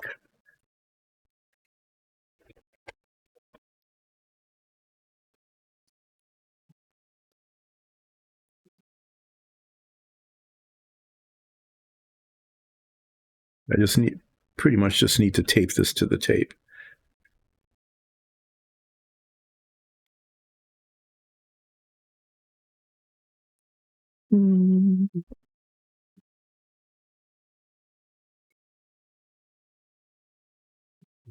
Length of tape so that it touches the paper on one side and stays sticky on the other side, so I can stick the part that's still sticky to the masking tape. Right.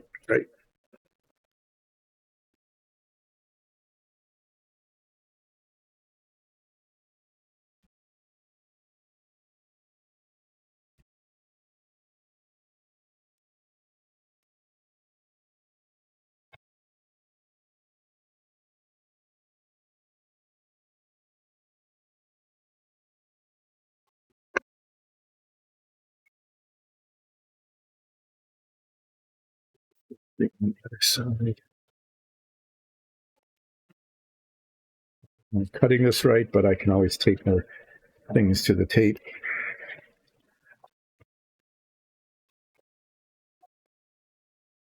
Over there.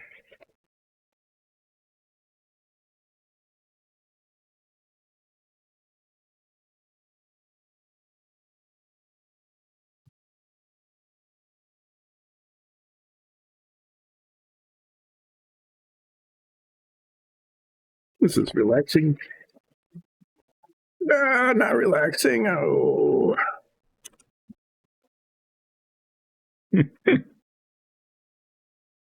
I just dropped the tape on the floor and it rolled. Let's just say it rolled a long way away. I have to go retrieve that.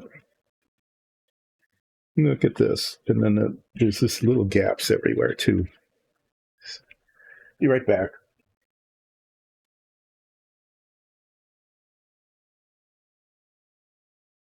That was good. Now it's got dust on it and stuff. Cool.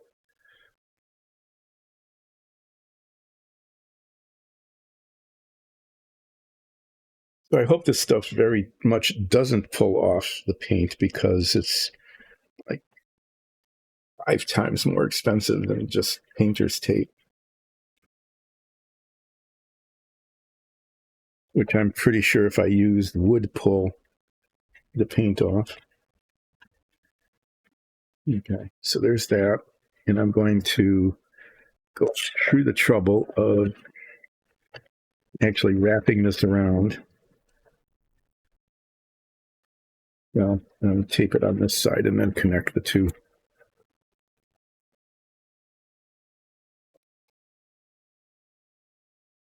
Really nice picture, but it's got to go. Attach this to the back of the tape that's already there.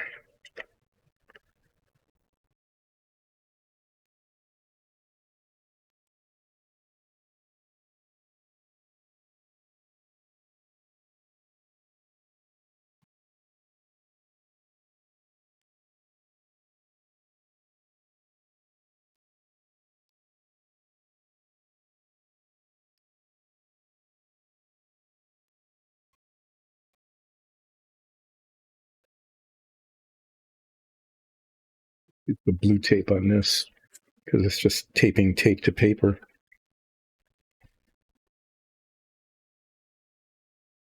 Okay, I want to do now.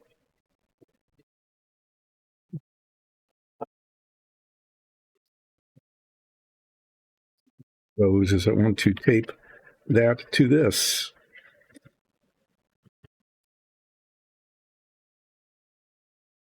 Keep the job of covering it. Yeah, okay, you can't really see all of it because I've got the camera down, but there, what I'm doing is, and there's no room on the table. So I'm just taping this over so that it folds over and covers.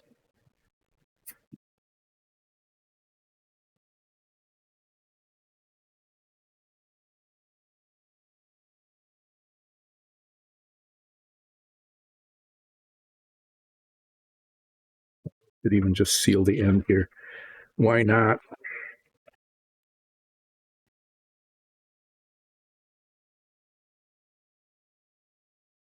You know, I mean, spray paint just goes everywhere, right? So this needs to cover, cover, cover.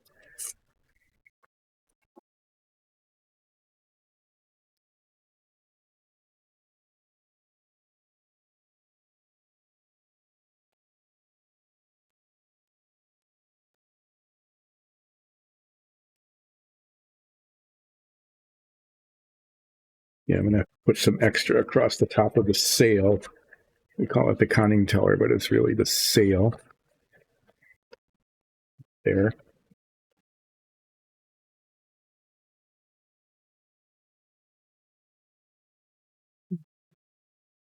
Can't hum. I forgot. If I hum, then we're going to be dinged, with copyright humming noise lawsuit or God knows what.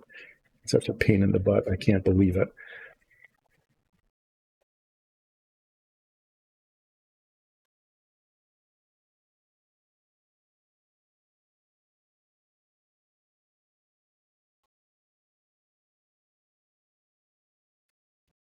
Getting sloppy now. It's coming to be break time, and I am just, not being as careful as I should. Hopefully this will be okay. Certainly looks scabby. I mean, it looks really crappy. But, this part isn't that important in terms of looking good. It just needs to be covered.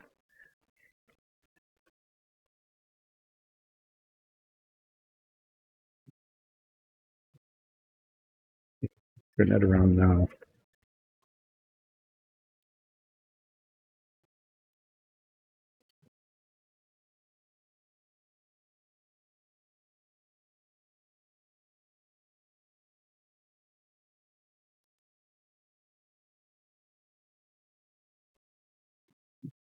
Oh my.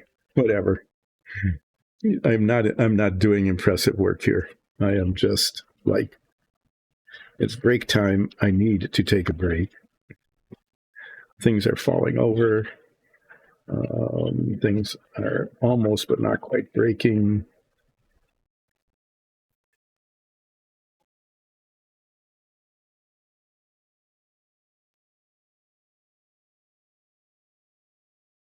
Well, there's a lot of coverage here. Hopefully it will be effective.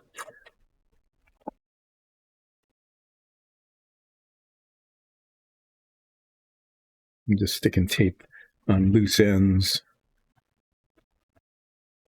So trying to explain what I'm doing here is I want to paint this part down here, this part that isn't covered up, and it's very neatly not covered.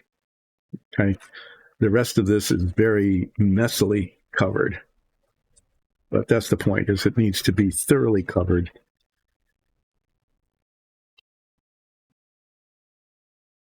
So that when I spray that part, this part doesn't get sprayed.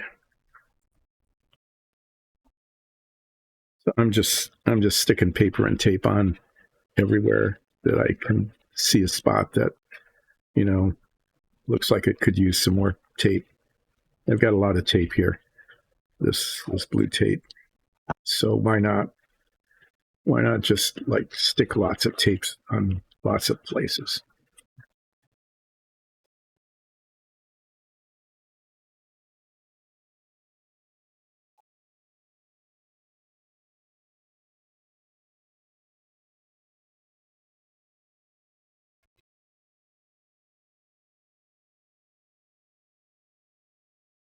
Oh, yeah, I just have to laugh at myself. This is just so messy, and I don't care anymore. So I'm just sticking tape on stuff, and this is what happens on relaxing painting with Dyson Dungeons when things just go a little too far. Okay, well, it looks like the parts that I don't want painted are now. I'm really tempted to just leave it like this. This is just so funny looking. This is a submarine in bandages. Okay, this is a piece of art now. This is a submarine in bandages. The Mummy submarine on a C movie. Didn't even have the budget of a B movie, right?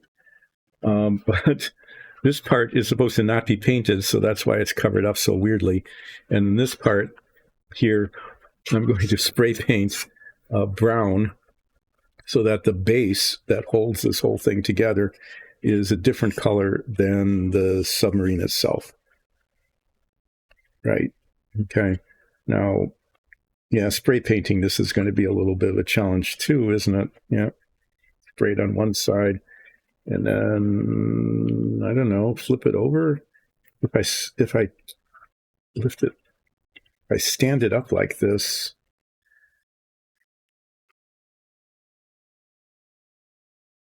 it actually, I can get to all the surfaces, I think.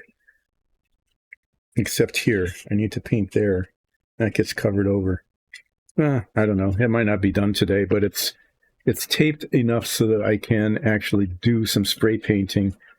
On at least, I'm going to have to do one side and then the other, which means it won't be done until later today, so you won't be able to see it after break.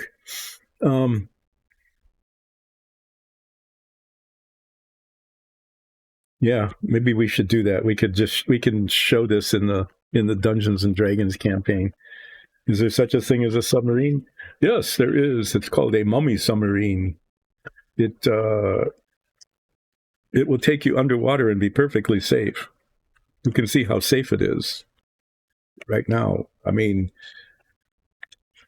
we know it's safe because Safety Inc. said it was safe.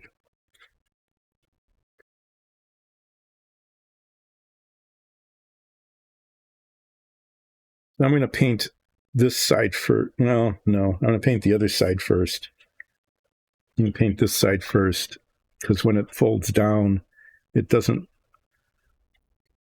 It should be okay. If I paint this side first, then this will get messed up. Okay, well, there. I did something. Not well, not pretty. This is nice. I mean, I was careful down there, but there. Well, just to let you know that I really do have paint for it. This is the brown paint I'm going to use.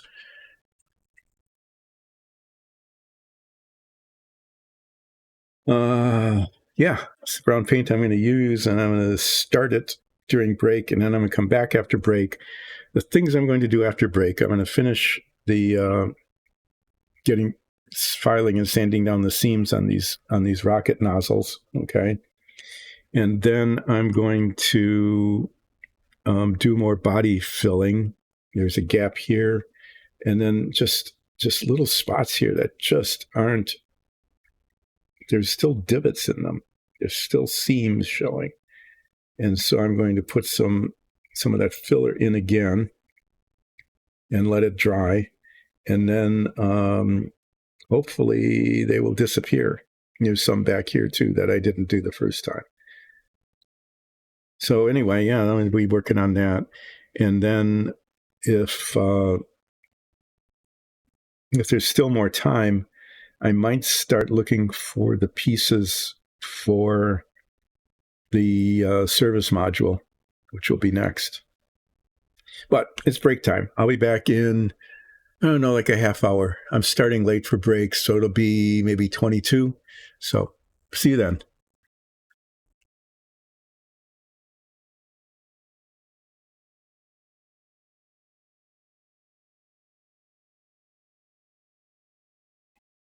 No, I'm back from break. I don't know. This clock is running fast down here. So I thought I was on time. I was on time based on the clocks upstairs, but not on time based on the clock down here. Okay. Yeah, so this cement is still setting up, and then I'll fill in these gaps again.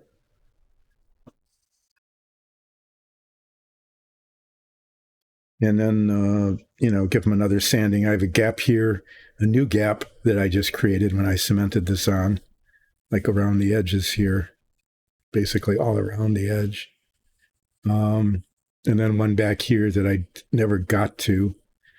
And then some up here that should have disappeared but haven't. Anyway, I'll fill them in again. Next time I get back to this, I'll be doing more sanding and polishing and trying to make this whole thing look okay. And then I'll prime it and see what still doesn't look okay, and then keep plugging away at it until it does. I've got these rocket nozzles, and I got what I did, like half of one of them. There are 4 nozzles, 2 sides on each, so I got like an eighth of it done. So I'm going to work on the rest of these, trying to get these seams kind of disappeared as much as I can. And then, I'll get the filler out and do another coat.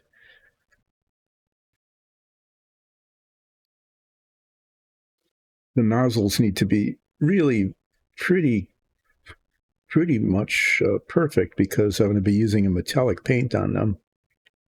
And the metallic paint really shows flaws, if there are any. And the filler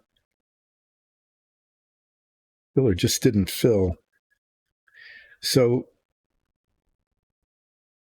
I've been using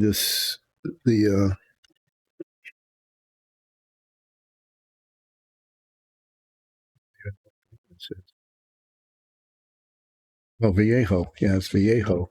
And their stuff is pretty good, but for some reason it doesn't harden the way I would like. Okay. It sort of stays sticky. And that means that when I sand it and file it, sometimes,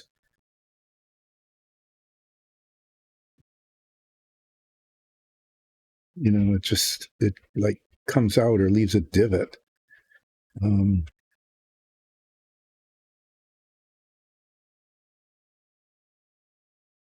Which is not what I'm looking for.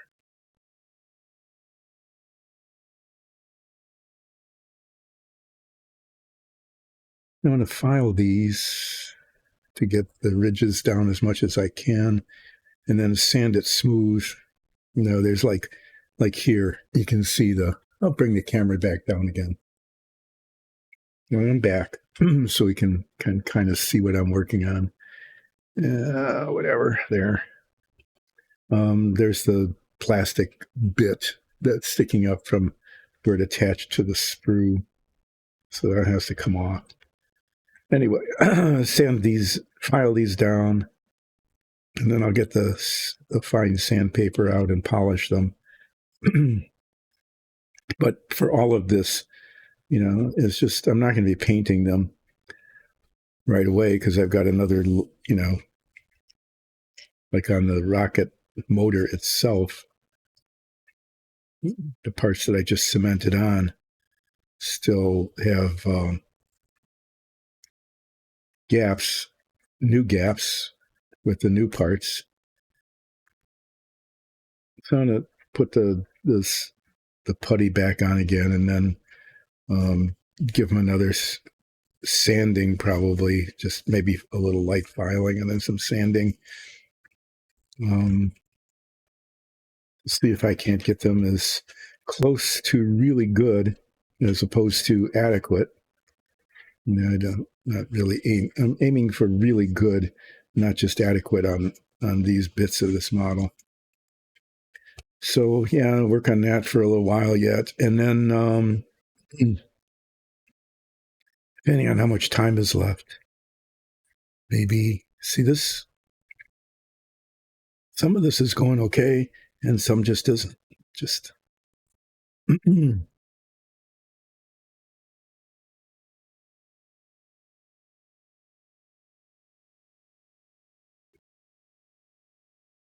So I'm going to be away again for another week and a half doing family travel once again. At the beginning, after I got back from the last family travel,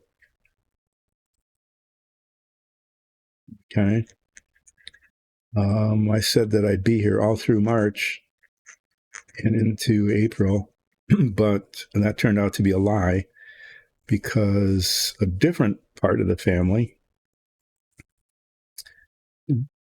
said, we'd really like you to come visit. Can you come visit sometime, between in March and April? And it was, I don't know, I guess. It's not like we're trying to avoid them, right? It wasn't that, but it was just trying to get this stuff done. I'm just looking through the different grades of paper I've got here.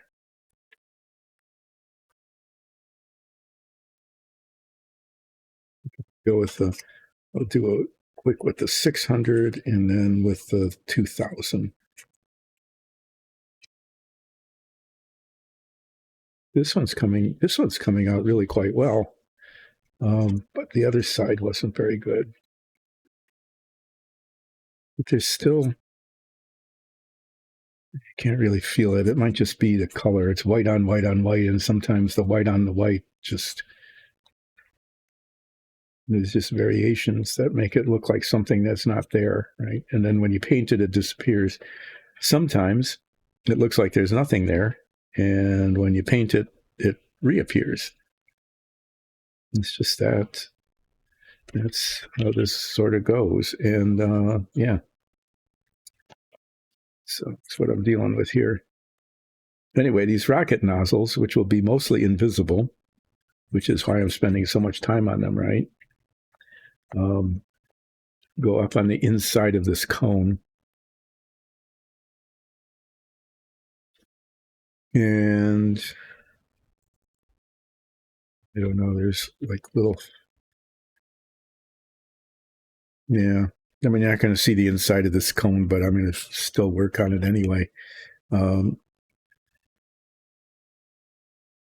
so the inside of this, the outside of this is going to be painted either pure white or pearl white, depending on which of the two colors I decide I'm going to use, as is almost the entire model. But the inside, I'm going to paint rocket. Yeah, they go in there. I was thinking of painting it flat black, but I think I'm going to paint it that insignia white that I'm likely to use for the inside of the panels. What I mean is like this when it folds down, the insides of the panels on the box top are painted a sort of a tan sort of color, and that I could either use what's called racing white or this insignia white. And this racing white is just, it's yellow and it's kind of unpleasant. And this isn't quite as tan. This is closer sort of to the box top color, but this is a much more pleasing color. And it's a little bit flat. And I think that's going to look good on the inside. The outside is either going to be pearl white or pure white. And the pearl white, depending on how the light hits it, okay, can kind of change. But I like it's got a little bit of color in it, and I like the glossiness of it. And it seems to cover a little better than the pure white, but we'll decide that later. But the racing white, which is kind of a nice brownish white, just, I'll get the box top out again. Why am I even holding? Oh, I'm holding this because it was on top of that. I'm going to pull the box top out again and do some color comparisons before I actually paint, which is going to be a long time from now because, like I said, I'm going on yet another family trip. Yet again, it's like, what do you think? Because I'm retired and I don't have a job that I can just go anywhere at any time? Well, yeah, you can. Well, yeah, that's true. But, anyway, it's not like I'm saying I don't want to see family on this trip. I'm just saying that that's the reason why I'm going to be gone and not doing relaxing painting with Dyson Dungeons for about another week and a half. And then I'll be back for a while. And then the trip that I knew I was taking, which is to see the solar eclipse, that's coming up after that. Anyway, it's like this never ending sort of thing. But I do appreciate the people who are sticking with this and understanding that there are just gaps when I'm not streaming because of, stuff that comes up. Okay, well, this one is, well, yeah, rotate it. 3/4 done. There's another whole side that hasn't been done yet.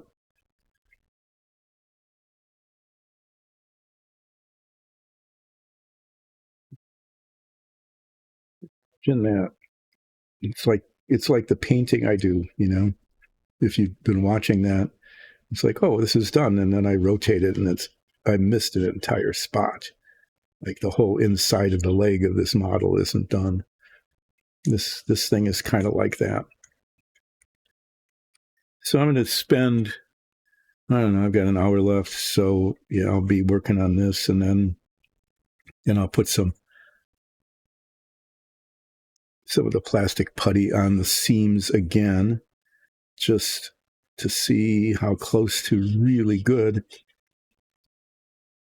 or at least pretty good, I call it pretty good, see how close to pretty good I can get.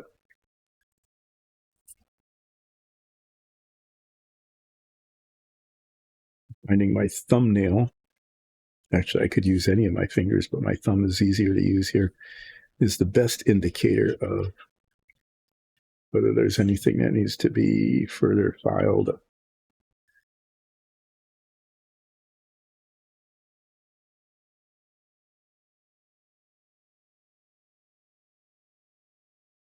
So if this plastic putty that I'm using continues to not be hard, if it doesn't harden enough to be able to be sanded well without leaving a mark, I ordered some spackle, which is used for filling holes in walls, which does harden well. The last time I tried it, though, the stuff I tried didn't adhere to the plastic. So, if it hardens nicely, but then just falls off because it doesn't adhere, that's not good. And then if that doesn't work, I'm going to get a little tube of auto body putty, which I used with some success a million years ago when I was building an ME262, which I've never finished, but it was a little messy to use, but it sanded really well. Okay. And it was especially good at when you've got two parts that don't quite match up, allowing it feathering, so that you could feather from one down to the next, so you could sand it really, really thin. And that's, that's what auto body putty is. If you're feeling like gaps or holes in a car and you want it, when you paint glossy paint over it, you want it to be invisible.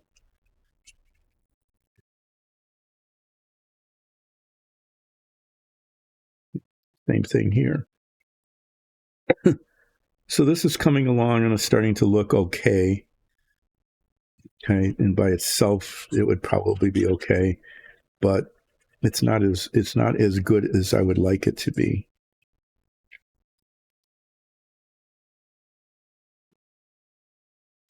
Give it another go.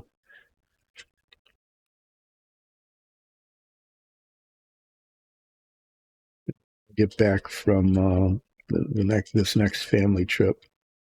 I'll be spending some time once again sanding and filing because I'm trying to get these parts to look good.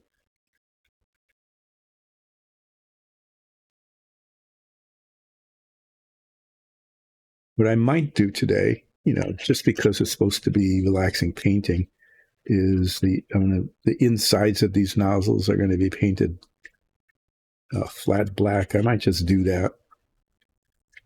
So even if these things get primed and painted later, what's this? What's happening here?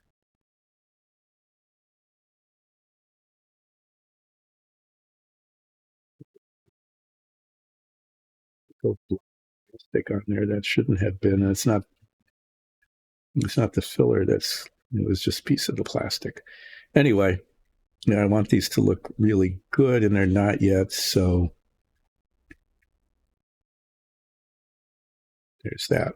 But, if I have to do any painting today, what I will do is I'll paint the insides of these rocket nozzles flat black. And that will be fine because if I, when I prime them and paint them later, it's just the insides of the nozzles. I don't have to prime it. I'll just put a little piece of tape over the top.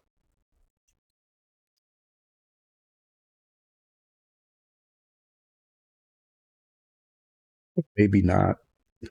There's always something. Hi, Ole. How you doing? Thanks for joining in. Yeah, the music isn't playing because we've had a problem with, what do they call these, content IDs. We've been using Alexander Nakarada music for years without any problem. But then suddenly in the last month or two, we started getting little content ID flash up things on our streams when we play them on YouTube. And I'm not really sure why. We don't know why because, we're still using the same music we've been using with permission forever.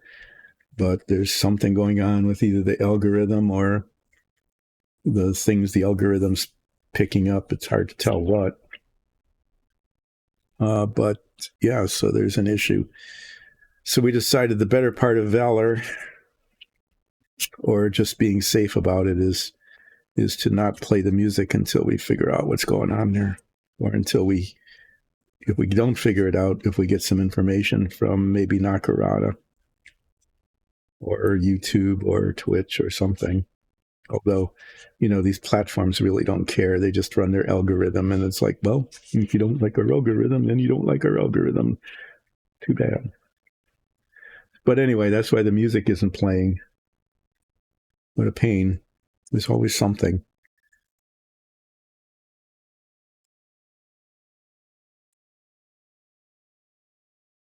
The thing here is that I've been filing and sanding, and I know that when you put together your amazing Dungeons and Dragons table, that you said people didn't want to watch people just sanding. Well, you're probably right, but it's what I need to do to build this model, so it's what I'm doing.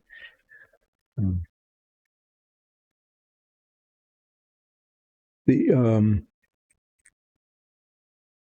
yeah, the problem I'm having a problem with the filler.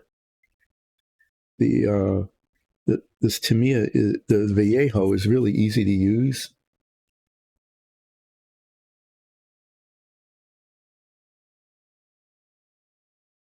You did the same thing too.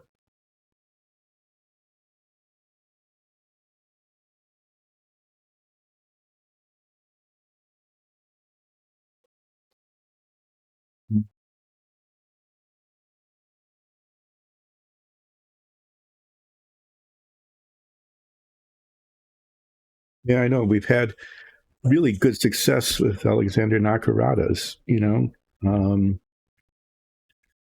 We've been playing it for 2 years now, really, without any issues, and then they just kept showing up, and there's just so much like abuse, and it's not people abusing the copyright; it's people abusing the copyright alerts. I think it's just been making it so difficult. So we decided to, that just to be safe, just to make sure that we don't get like shut out, because we're trying to build viewership and it's slow as it is. That we're just not going to play the music until we get things sorted out. And I have the feeling that, even if we support Nakarada, we don't pay for the music, but we send money to them because of they're really it's really good music, and we want to support it, but then you get weird disputes and stuff or algorithms that pick up things. I was even saying earlier, I probably can't even hum to myself while I'm hum hum hum hum, like that's probably that probably creates some sort of copyright violation somewhere, so I can't even do that. I used to.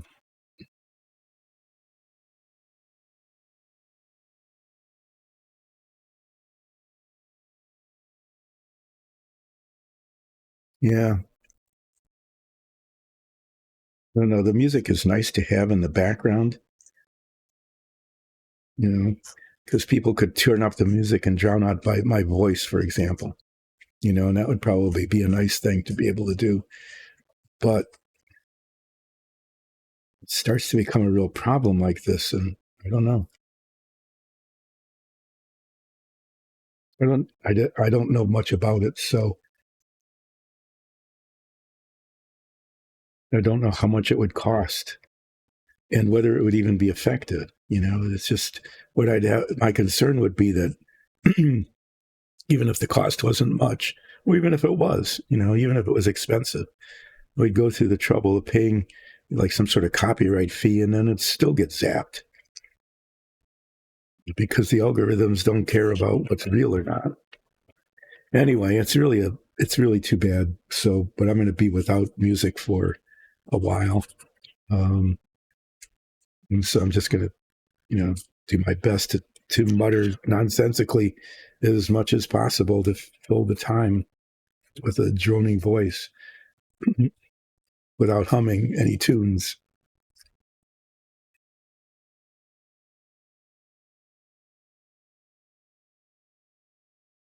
I'm guessing that even if we like wrote our own music and recorded it, because our bard is actually a musician, like for real, that we'd probably still have the same trouble. Somebody somewhere would claim even it was.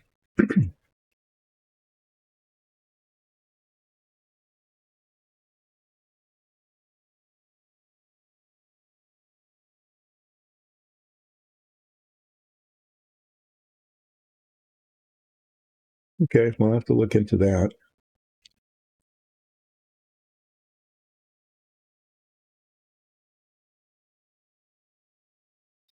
Yeah. I think the problem isn't even if there's a copyright claim, it's just that the algorithm flags these things. And if they flag them, they could like ban it.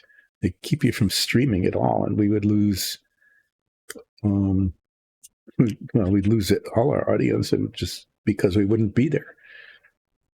Anyway, it's my wine du jour. I can't hear the music on my end, so I don't know.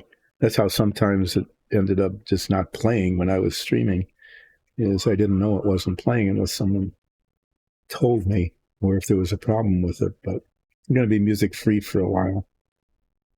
In the meantime, I am sanding and filing in a very boring way, but occasionally talking about my recollection of the space race when I was a kid because I was there. So I think I got as far as talking about when the Gemini came out and replacing the Mercury capsules, you know, and they started to use the Titan rocket because the Atlas wasn't powerful enough to launch it into orbit. It was not much bigger than the Mercury capsule, but it, it had two people in it, and so it was heavier and all that. That there wasn't any escape tower.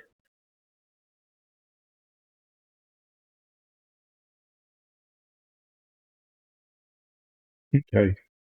Thanks, Ollie. We'll look into that. It might be we want to continue supporting Nakarada, and it really is a pain that probably for them more than anybody else that the music is being pinged like that or whatever it's called, flagged.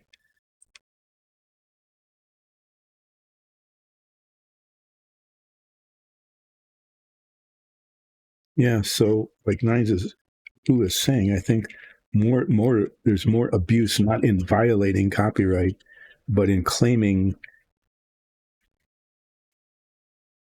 falsely claiming that there is.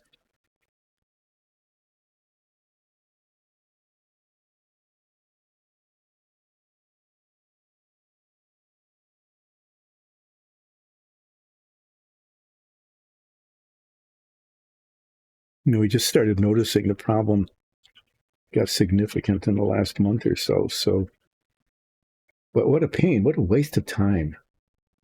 What a huge waste of time having to do that.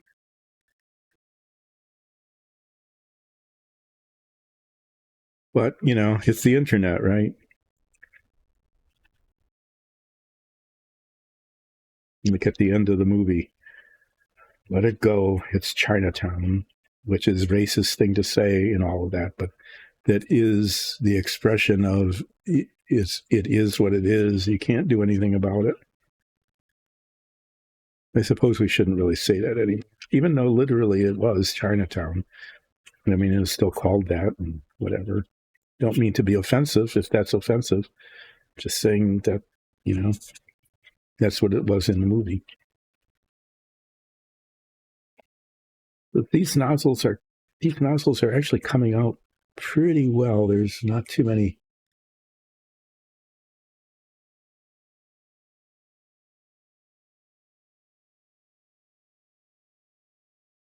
Oh yeah, especially if you're making money off of YouTube, because you've got enough subscribers that yeah, just dealing with the claims constantly. You would think they'd get tired of it too, and that they would do something about it. But you know, they're big and you're not, and that's the way it is.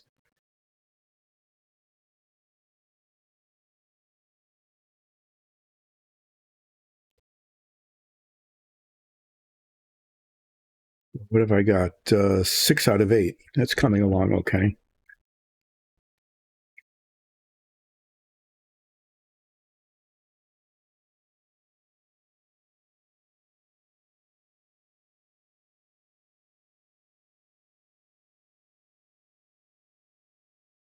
So I was saying the Viejo plastic putty is really nice to use, but it doesn't harden as well as I would like, and so it doesn't sand down as cleanly as I would like.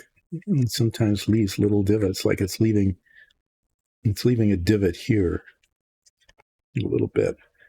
So if it's anything more than the tiniest little bit of fill,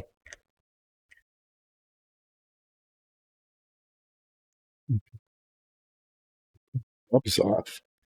It's kind of, it dries rubbery, which I suppose in some applications is exactly what you'd want, but this isn't. So I'm going to try some other filler that I've ordered. When I get back from this next family trip, I'll be using, if this doesn't, if there's still issues with this, I'm going to try that. And if that doesn't work, then I'll try something else.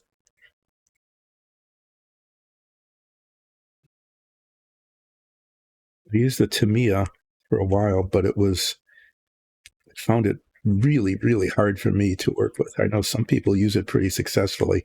It adheres to the plastic really well and it dries hard, but it's, when the warning label says, do not let it touch your hands. Okay, have a good dinner. Thanks for dropping in.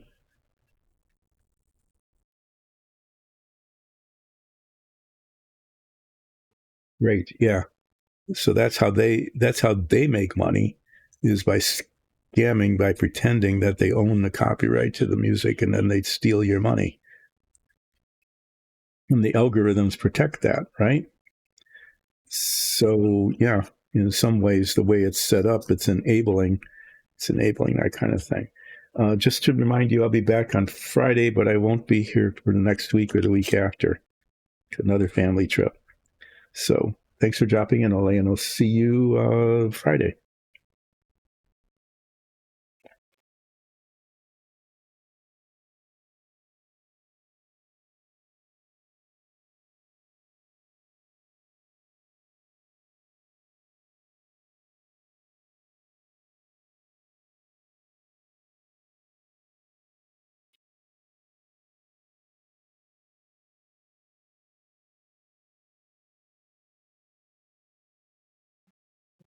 Peace there. That would have been bad.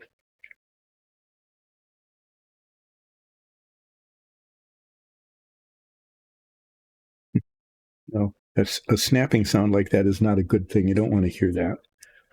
That means that something could potentially be breaking. Seems to have lined up particularly poorly.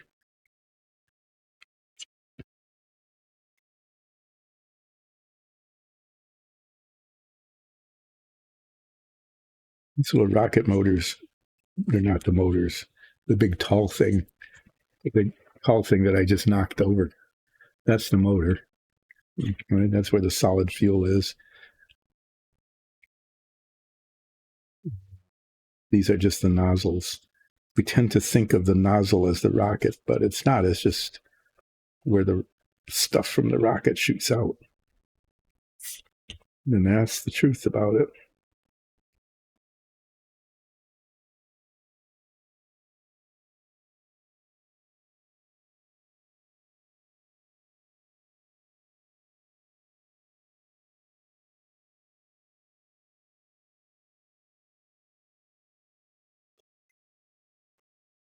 Falling down this flat spot there.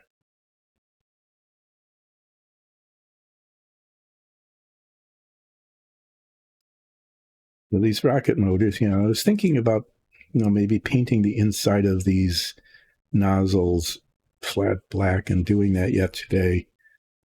I suppose I could.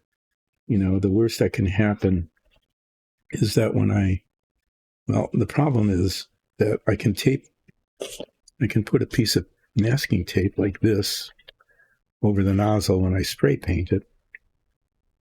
I already did a flip, but why not? I can do a flip again. It'll use up some time.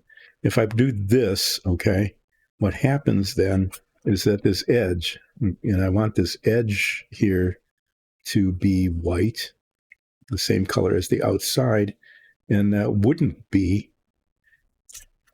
if I do that. So I want to spray it and then paint it. But if I paint it, then I could get it over the edge anyway. I don't know. I think what I'll end up doing, okay, is I've done this before, is if I can get an exact match to the spray paint, I'll get a little jar of that.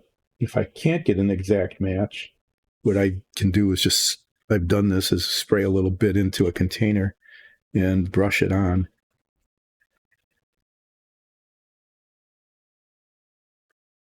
But I've got some time left after I finish this. And, you know, I could do some painting, a little bit of painting on relaxing painting. That would be kind of a weird thing, wouldn't it? So this is number 7 of 8 seam sides of these rocket nozzles. And I'll do the last one. And then, yeah, it's just the inside of this one.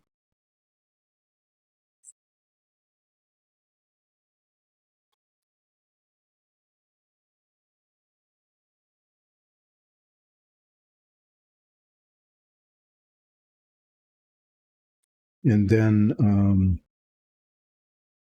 and then I'll do some painting just to do it.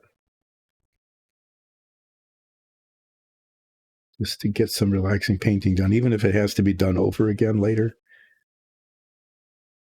It's like part of this that is really not critical. It's the inside of the nozzles.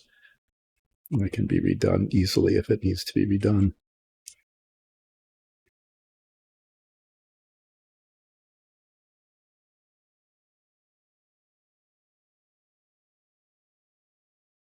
And then I'm going to put I'm going to fill in these new cracks that I created by cementing this on, and then reapplying it to these other seams to see if I can't make them like totally disappear. And that includes the seams on these little nozzles here.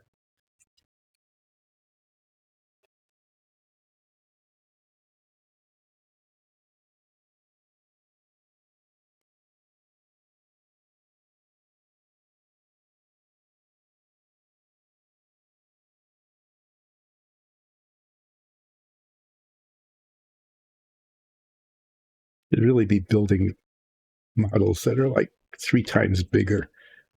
not that I need to have more space taken up on the workbench here, because it's already oftentimes too big to show, like with the submarine. But so that I could see what I'm doing and being able to manipulate it. Yeah, fingers and eyesight. I mean, all sorts of things start to not be quite as good as they used to be. Those of you who aren't old yet, old isn't relative. At some point, old is just old. You know it's old. You know, it's not how you feel, it's what you think or whatever. No, it's just the way it is. Okay, so those are not too bad. I'll be putting a little bit more of the putty on and then sanding and filing one more time. Check out this piece. This is the base.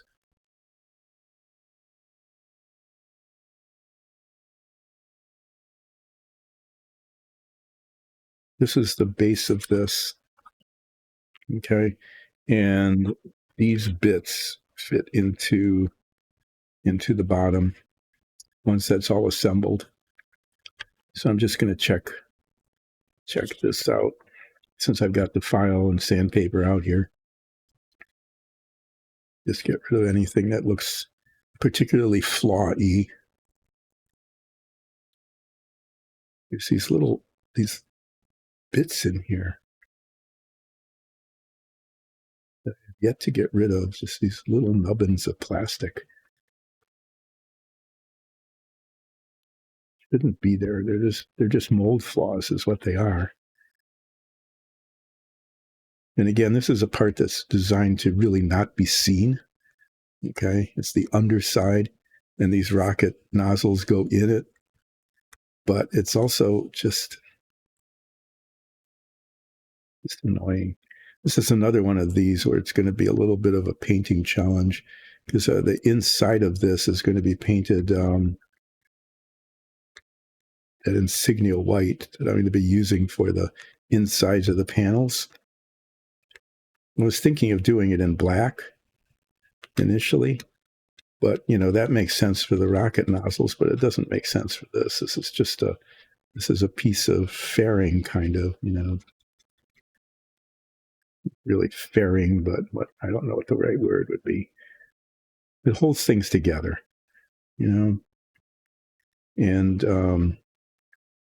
shouldn't be painted the same color as the exterior. It's another one of those where I can paint the interior of this, put the rocket motors in it and mask it, but it's the edge that I'll have to end up touching up, probably with a brush at some point.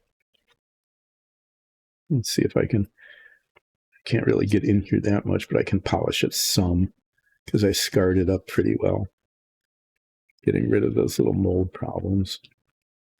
Not mold like in moldy mold, but mold as in the injection molding process created flaws. And there's plenty of them. Yeah. So at some point in the distant future, after I get back from the family trip, the latest family trip, is the work on this will progress toward priming it, checking to make sure after I prime it, are there still gaps and seams that are showing that are significant, and filling and sanding those, repriming it a little bit, and then painting the whole thing, probably either pearl white or pure white, and probably the pearl is what I'll end up using. And then assembling especially this bit, these parts here. If I can get those done, then there will still need to be some final touch up. I just know there will be, and I'll have to do that through the method of either masking and spraying, if I can do that carefully, because this will all be assembled and painted already, or just doing it with, as I said before, spraying some of the paint out and touching it up with a brush. And the touching up will be where the contact points are from the cement. And I'll either be using the liquid cement here, or I might be trying this new stuff that I got. I haven't tried this yet. It's another one of those point applicators, like the one that I had before that had a blockage in it. So that might leave some spots that need some really fine, very careful sanding down, because there's a blob. Okay, it might leave a blob, and that would have to be fixed.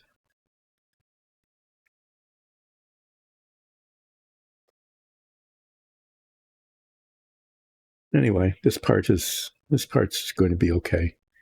So I'll leave that. Tell you what, how much have I got? I got a half hour. Painting the insides of these nozzles aren't going to take that long. I'm going to grab this. I'm going to show you what I'm going to do. I'm going to clip these onto an alligator clip and put them in here in my little stand. And so just lift one up, paint the inside, and then set it in here so that it can sit around and get dry and not be a problem.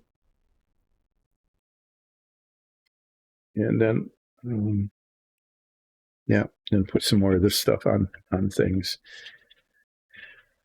The other thing let me see if I can get this to work or not.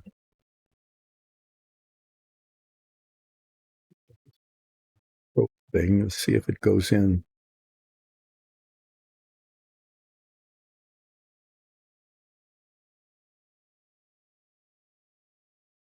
This fits into the nozzle of the other stuff I've been using. And that doesn't fit. This is really fine point. I don't know if there's and screws backward. Great.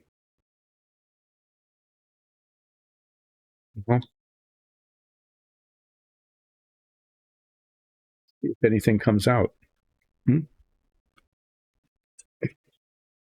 It'd be nice if it did. Be nice if it worked.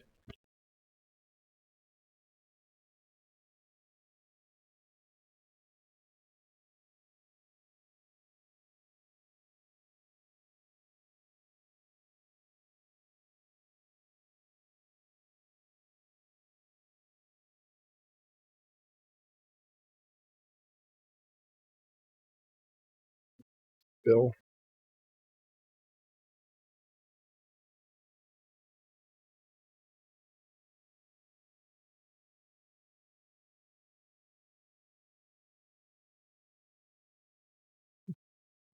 This side.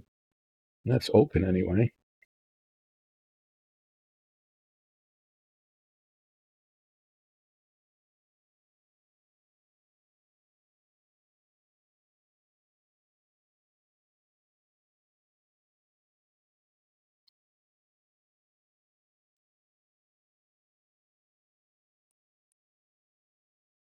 Yeah. Instead of watching paint dry, we're watching cement not come out of the little nozzle tube, little fine-ended tube. Yeah, it was open on the inside. I mean, there's no blockage in it like there was on the other one.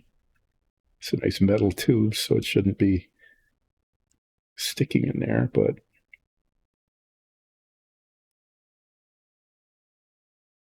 that's probably the problem. It's professional, right? It probably only works for professionals. It doesn't work for like me, who is definitely not that.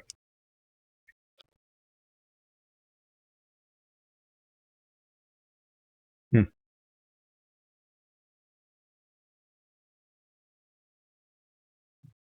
going to take.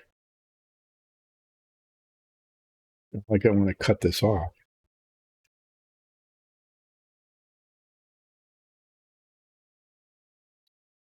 Okay, I'm going to work at this for like 2 more minutes, and if it doesn't get going, then it's obviously time to move on to something else.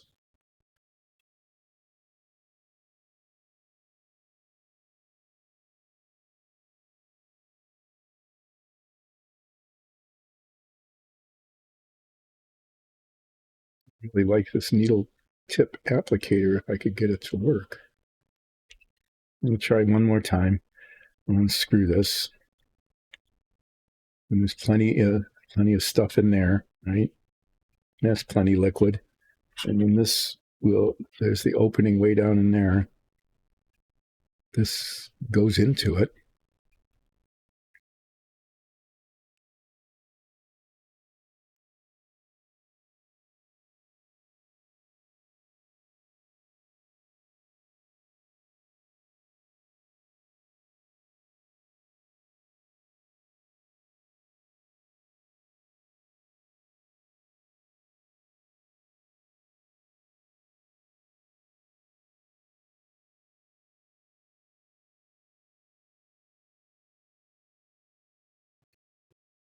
You're going to keep pushing it down.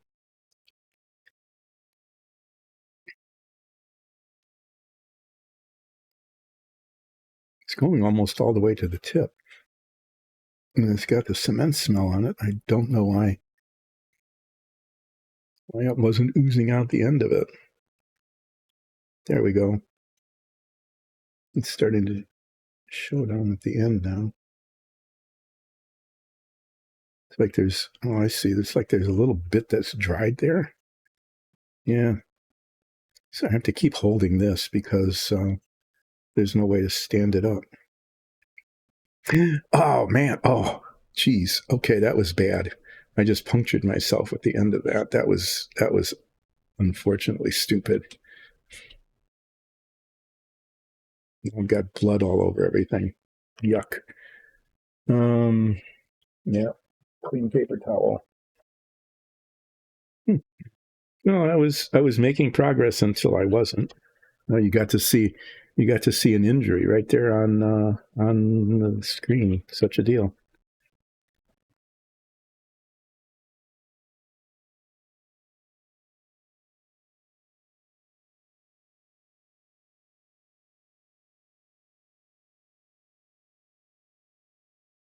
Okay. Well, what I managed to do is I managed to break this off, but there's a little bit of like dried stuff at the end here that was keeping it from flowing, I think.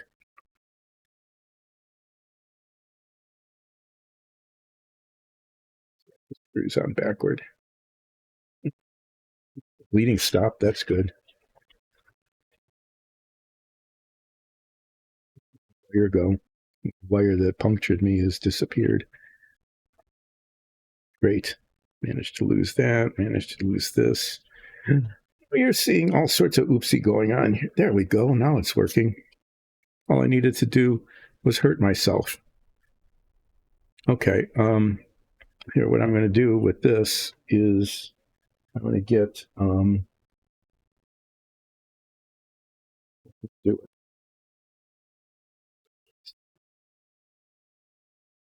These are some extra pieces. I'm just going to break a couple off here. All right. Here I am breaking them. And I'm going to put some cement on these. I'm going to see how it holds.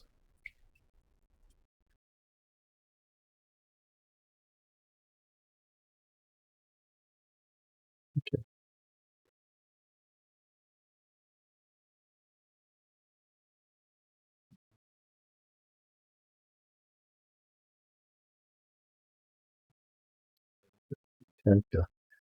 So I'm thinking it's like the other kind where you put it on both sides and then touch them together.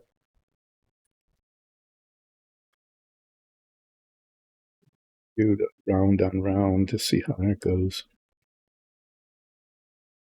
The applicator is working pretty well. Okay, do that. Close this up. I'm going to have to look for that wire because it's really, I'm going to need it again to clean things out.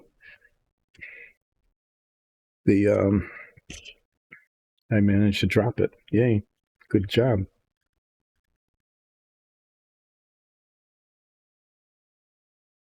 Seems to grab pretty well.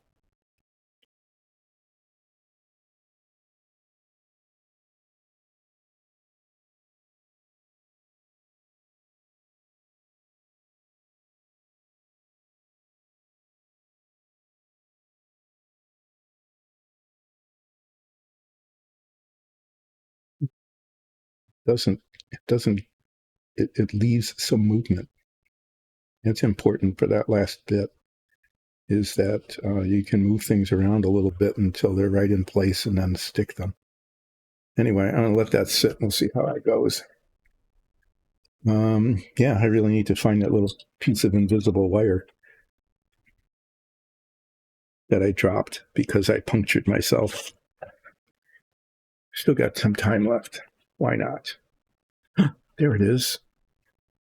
It went flying in the direction totally different than what I expected. You can keep that there. Let's hope that doesn't cause a problem later. So two things. It's just that time of the stream, right? And things start going wrong. Two things I'm yet going to do. I'm going to paint the inside of these nozzles flat black because I can. Okay, I can do that. And so I'm going to. And I don't have my stuff. So I'm going to take 2 minutes and get my palette. Hold on.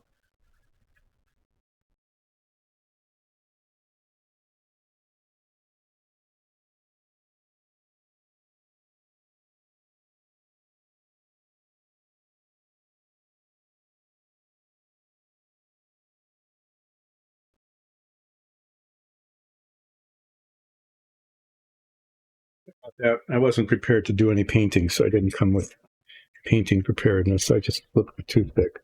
This is, yeah, it's getting to be time to not do anything that could potentially be harmful, like jamming something into my finger. I need the flat black. That's the model color black. Give this a good stirring.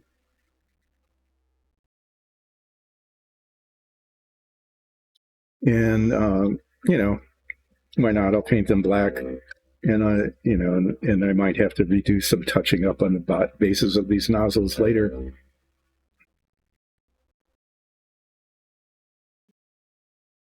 To make them look the way they should. What's going on here? Real significant discontinuity in the edge of the nozzle there. I mean, that should not be catching my finger. Did.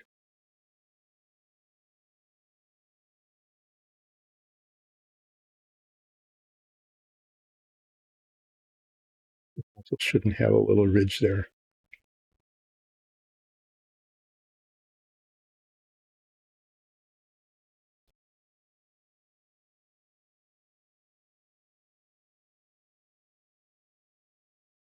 Yeah. So what am I saying? I'm saying that I want to paint the inside black just so I can get some painting in, just to do it, and then get the filler out. And even if I go a little, no, I got 20 minutes left, so there's plenty of time. I say that as though it's real. There is time. I still have some time, whether it's plenty of time, just enough time, not enough time, whatever. I'm going to fill in these new gaps and some of the old gaps to try to get rid of the gaps. Yeah, the new stuff might be okay.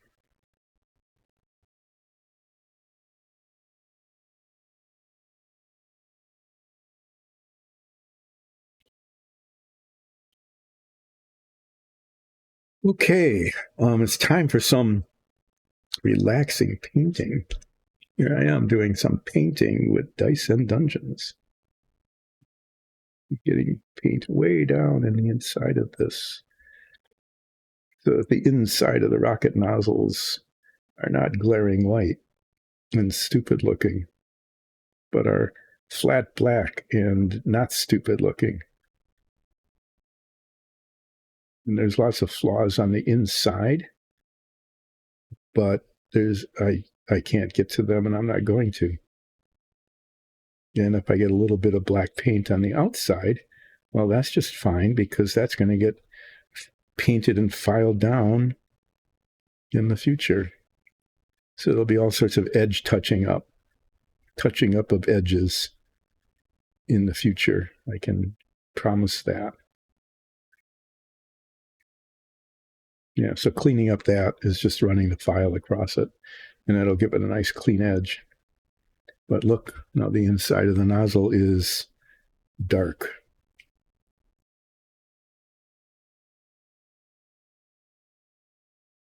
And so anyone who lifts this model up and inspects it from the bottom of the escape rocket tower will see that whoever made this model took the time to more or less nicely paint the insides of the nozzles to hide the flaws and stuff.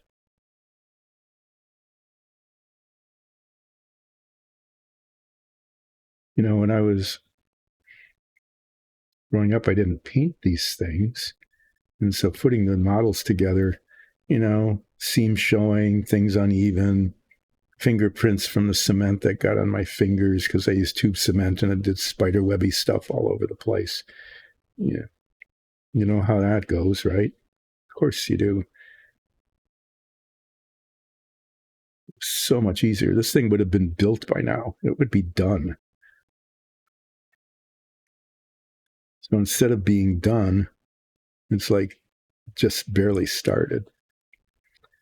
Oh, well, it's like the submarine that I probably built when I built the original one back when they first came out. You know, that was probably took me like a week and a half or something of little bits of time here and there to do that, as opposed to, well, still little bits of time, but it probably took forever. I don't know when I started it even anymore, probably a year or more ago. It's really close to being done now. I just have some masking and spray painting to do on the two sides. I did the masking. That was fun. Made a mess of that. But, you know, it's masked. I spray paint the base, and then I need to more carefully, much more carefully, mask the detail inside of the cutaway submarine.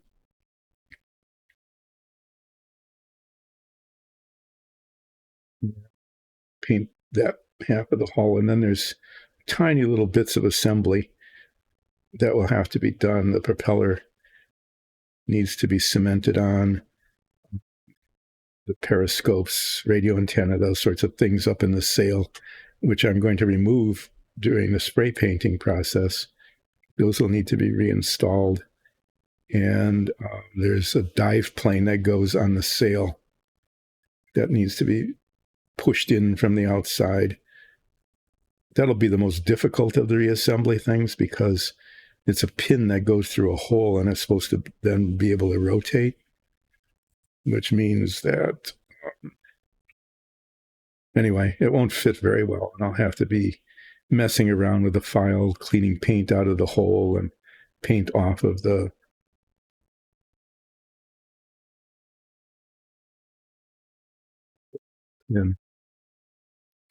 and I might break it. If I do, fortunately, I've got those extra kits, and I can just borrow parts from those. You know, for all I know, I'll end up going through all. I got 5 left. I'm going to be going through all 5 of them before I get one to get in there without breaking. But, you know, that's all the excitement of who knows what goes on with relaxing painting with Dyson Dungeons. Usually something messy, like an oops.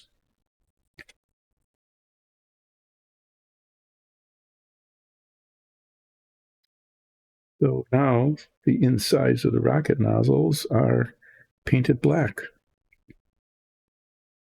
Yay, I did some painting. And now I can clean the brush. Always a fun thing, cleaning the brush.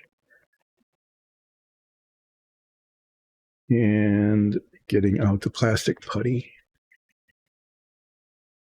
So let me just remind everybody what you're watching. You're watching Relaxing Painting with Dyson Dungeons. Dyson Dungeons is not a painting show. This is just, I don't know, something that fills the time for me, I guess, because I like building models and painting scenery and minifigs and dungeon tiles and stuff.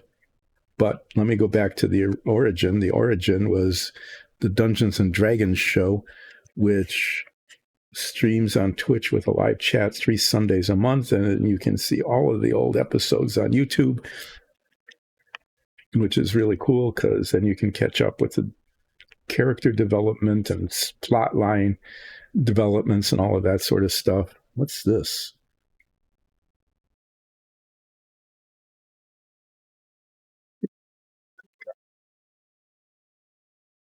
This stuff everywhere. Anyway, just there's always something.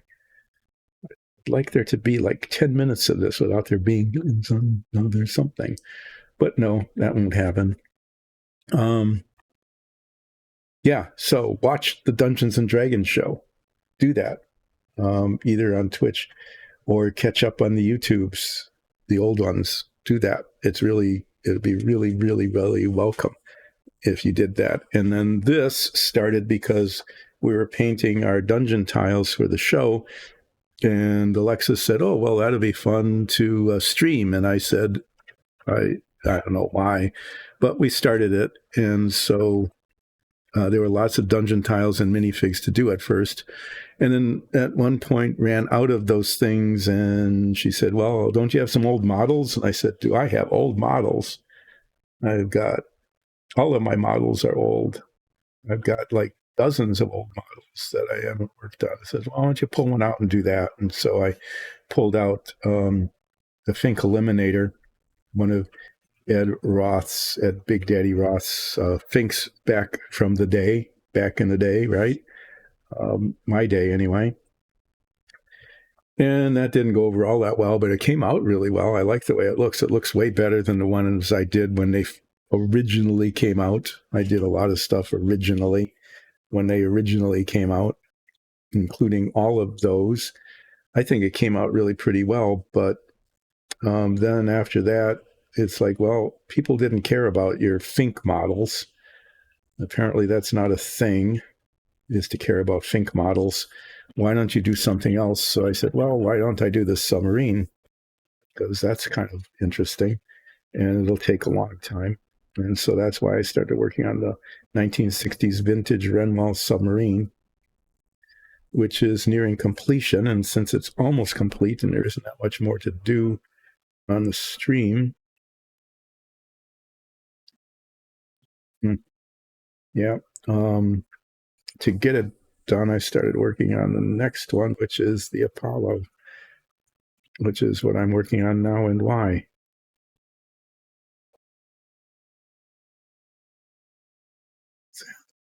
I don't know if that's going to hold. It's just not gripping very well. I'm going to try this. No, it's holding well enough for now. If it breaks off, it breaks off. I'll deal with it later. So so the submarine's nearly done. After I get back from this next family trip, I probably will be finishing it in like one or two more sessions.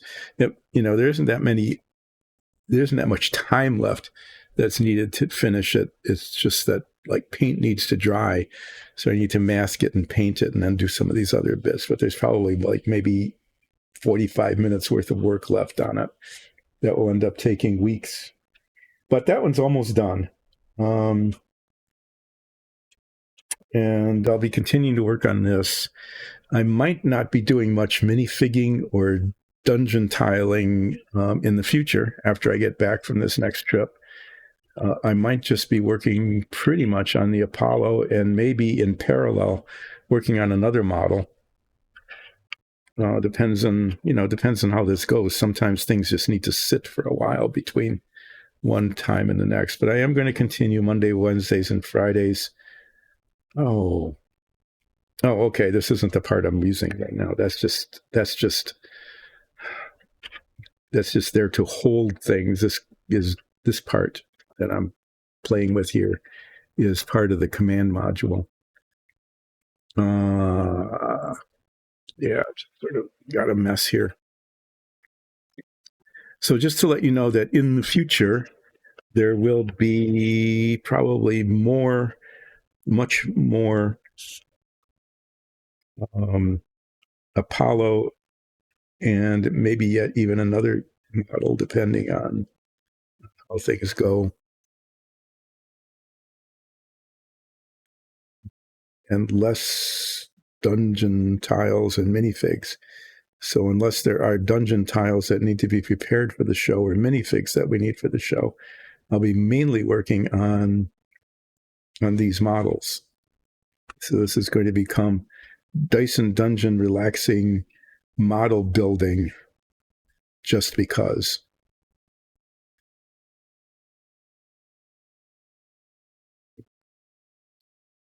Yeah, just an upfront warning. And we don't have music because we kept getting these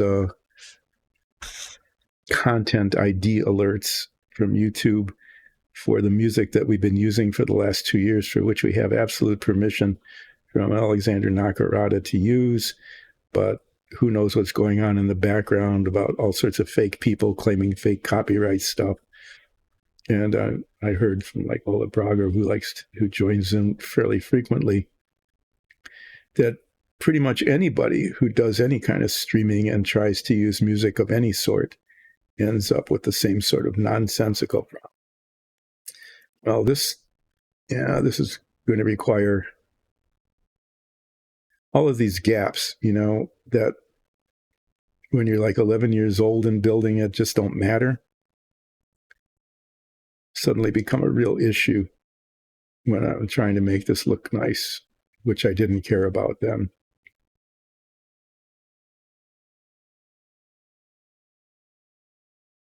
Just retouching all of the seams with this filler, and hopefully it will. And as I have been muttering during this entire stream, if this doesn't work that well,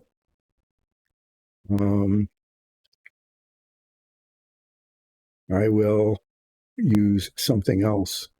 I mean, it's working okay, but it's not great.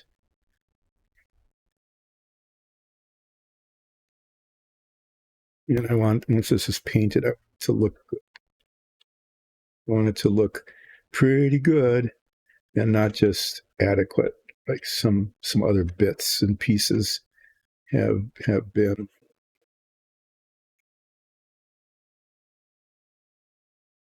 So I'm going for, with this model, for the most part, I'm going for pretty good. With the submarine, I was satisfied with adequate for parts of it.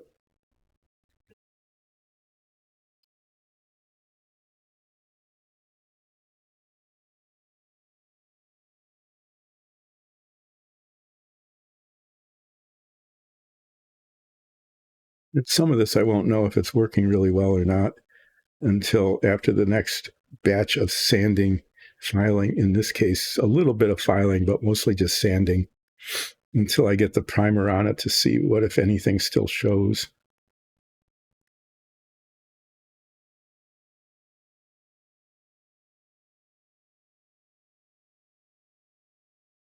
And then, well, it's really been moving along slowly and kind of frustrating, but things are actually coming together. Like I got rocket nozzles that look more or less kind of okay.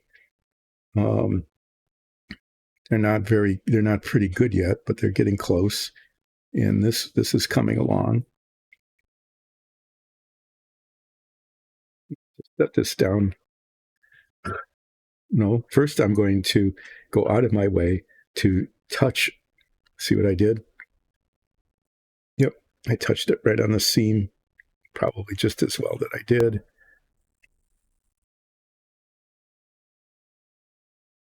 Set this down like this. Yeah, just really making a mess of everything that I just did, because there's no place to hold stuff, right?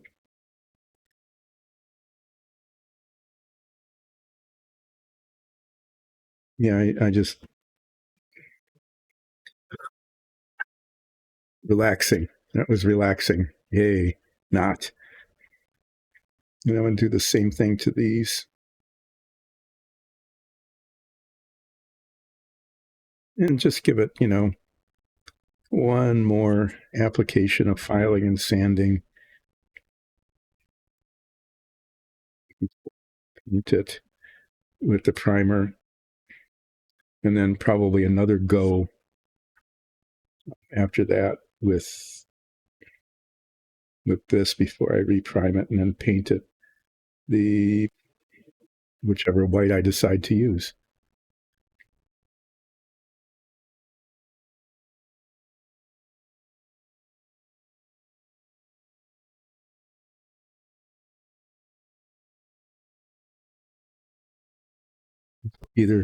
This will either work or it won't. And after I prime it, if more needs to be done, then I'll try a different filler and go with it from there.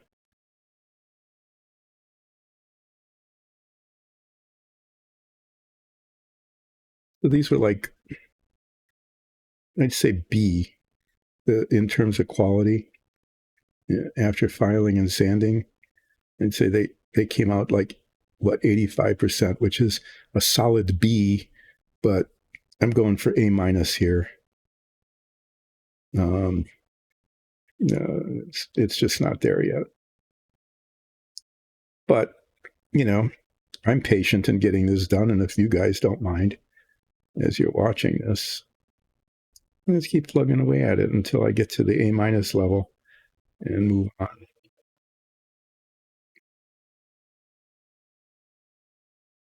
Okay, well, these can just sit now for a week and a half while I'm gone. Thanks for rating. Appreciate it. Oh, 7, nice.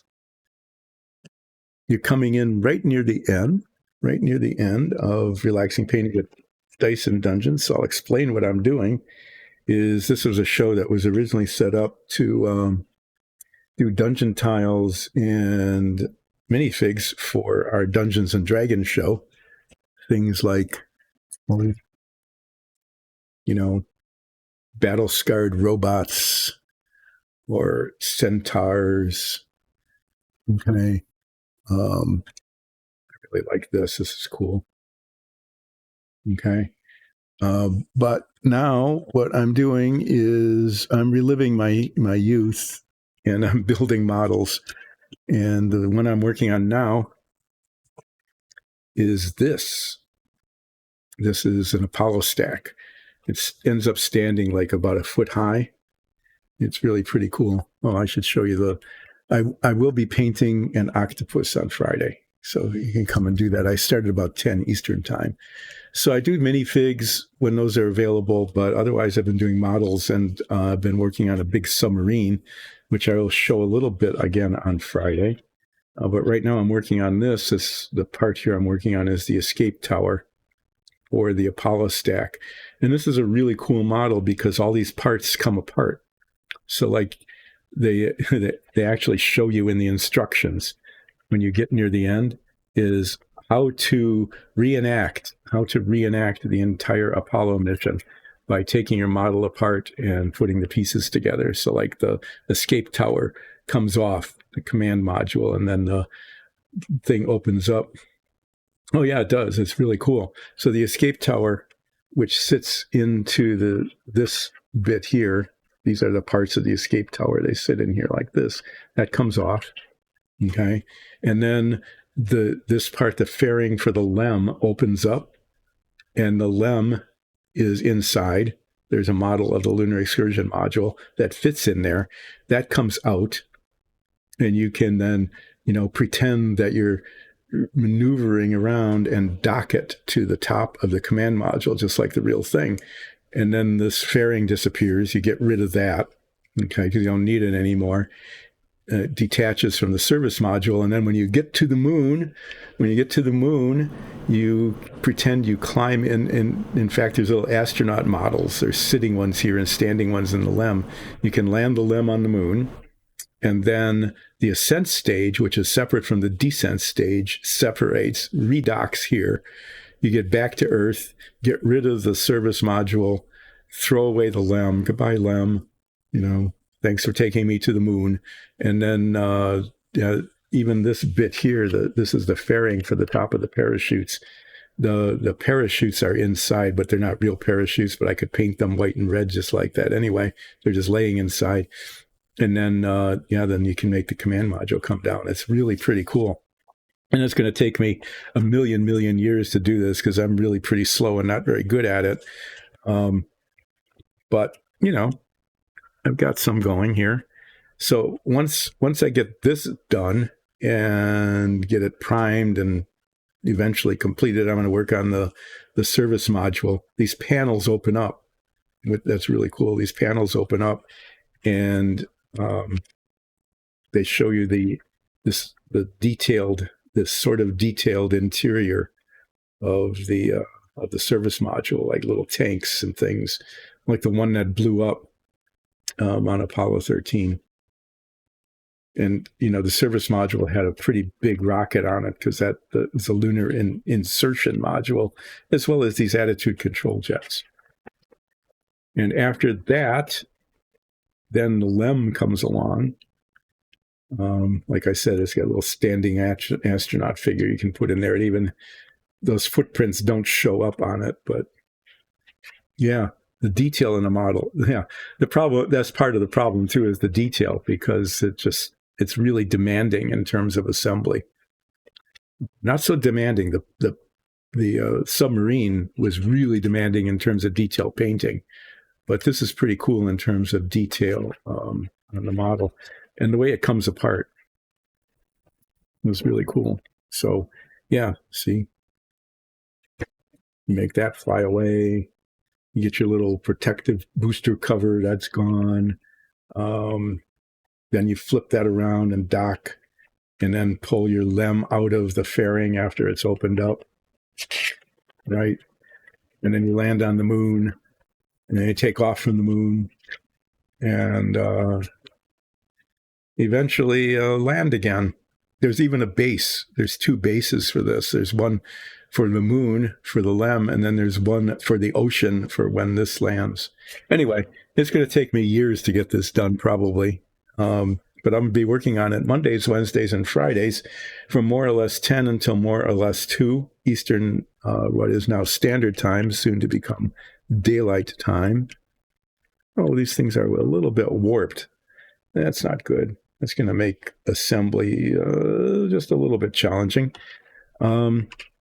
Yeah, so this is pretty much what I'm going to be working on. Thank you. Yeah, I really like this model. I went out of my way to track one down because it's been out of print for a good long time. I went out of my way to track one down on eBay that was still intact. Kind of like tracking down the submarines, but yeah, that's it. So, yeah, thanks for joining in, and thanks for the raid. I hope all of you become followers, go on YouTube, become subscribers. And I'll just explain again that we generally have music playing in the background, but we're running into one of those copyright content ID kind of nonsense things with music that we have been successfully playing with full permission for over a year. And until that's resolved, we're doing the better part of valor and not doing that. I will be back on Friday. I'm going to work a little bit on this. We'll see how that goes. And then painting an octopus, just doing that because. And then I'll be gone for a week and a half, family trip, back again for a little while working on this. And then going to see the eclipse. And then after that, I should be around actually more or less for quite some time. In the meantime, I have done important things like tested different colors of paint for the model. And yeah. So on Friday, I'm also going to show off the submarine. So I hope some of you come back then, because I think it'd be really cool if you could see the missile launching submarine, the Cutaway George Washington. I like talking about that model too. And I'm going to be masking it to get ready for spray painting. So thanks everybody for joining in. I will be back on Friday, more or less 10 at my not studio, but rustic workbench, continuing to paint octopi, octopus, working on the Apollo and trying to finish it up. Yeah, please do that. Thanks so much. And yeah, raid in as soon as you can. Thanks again. See you on Friday.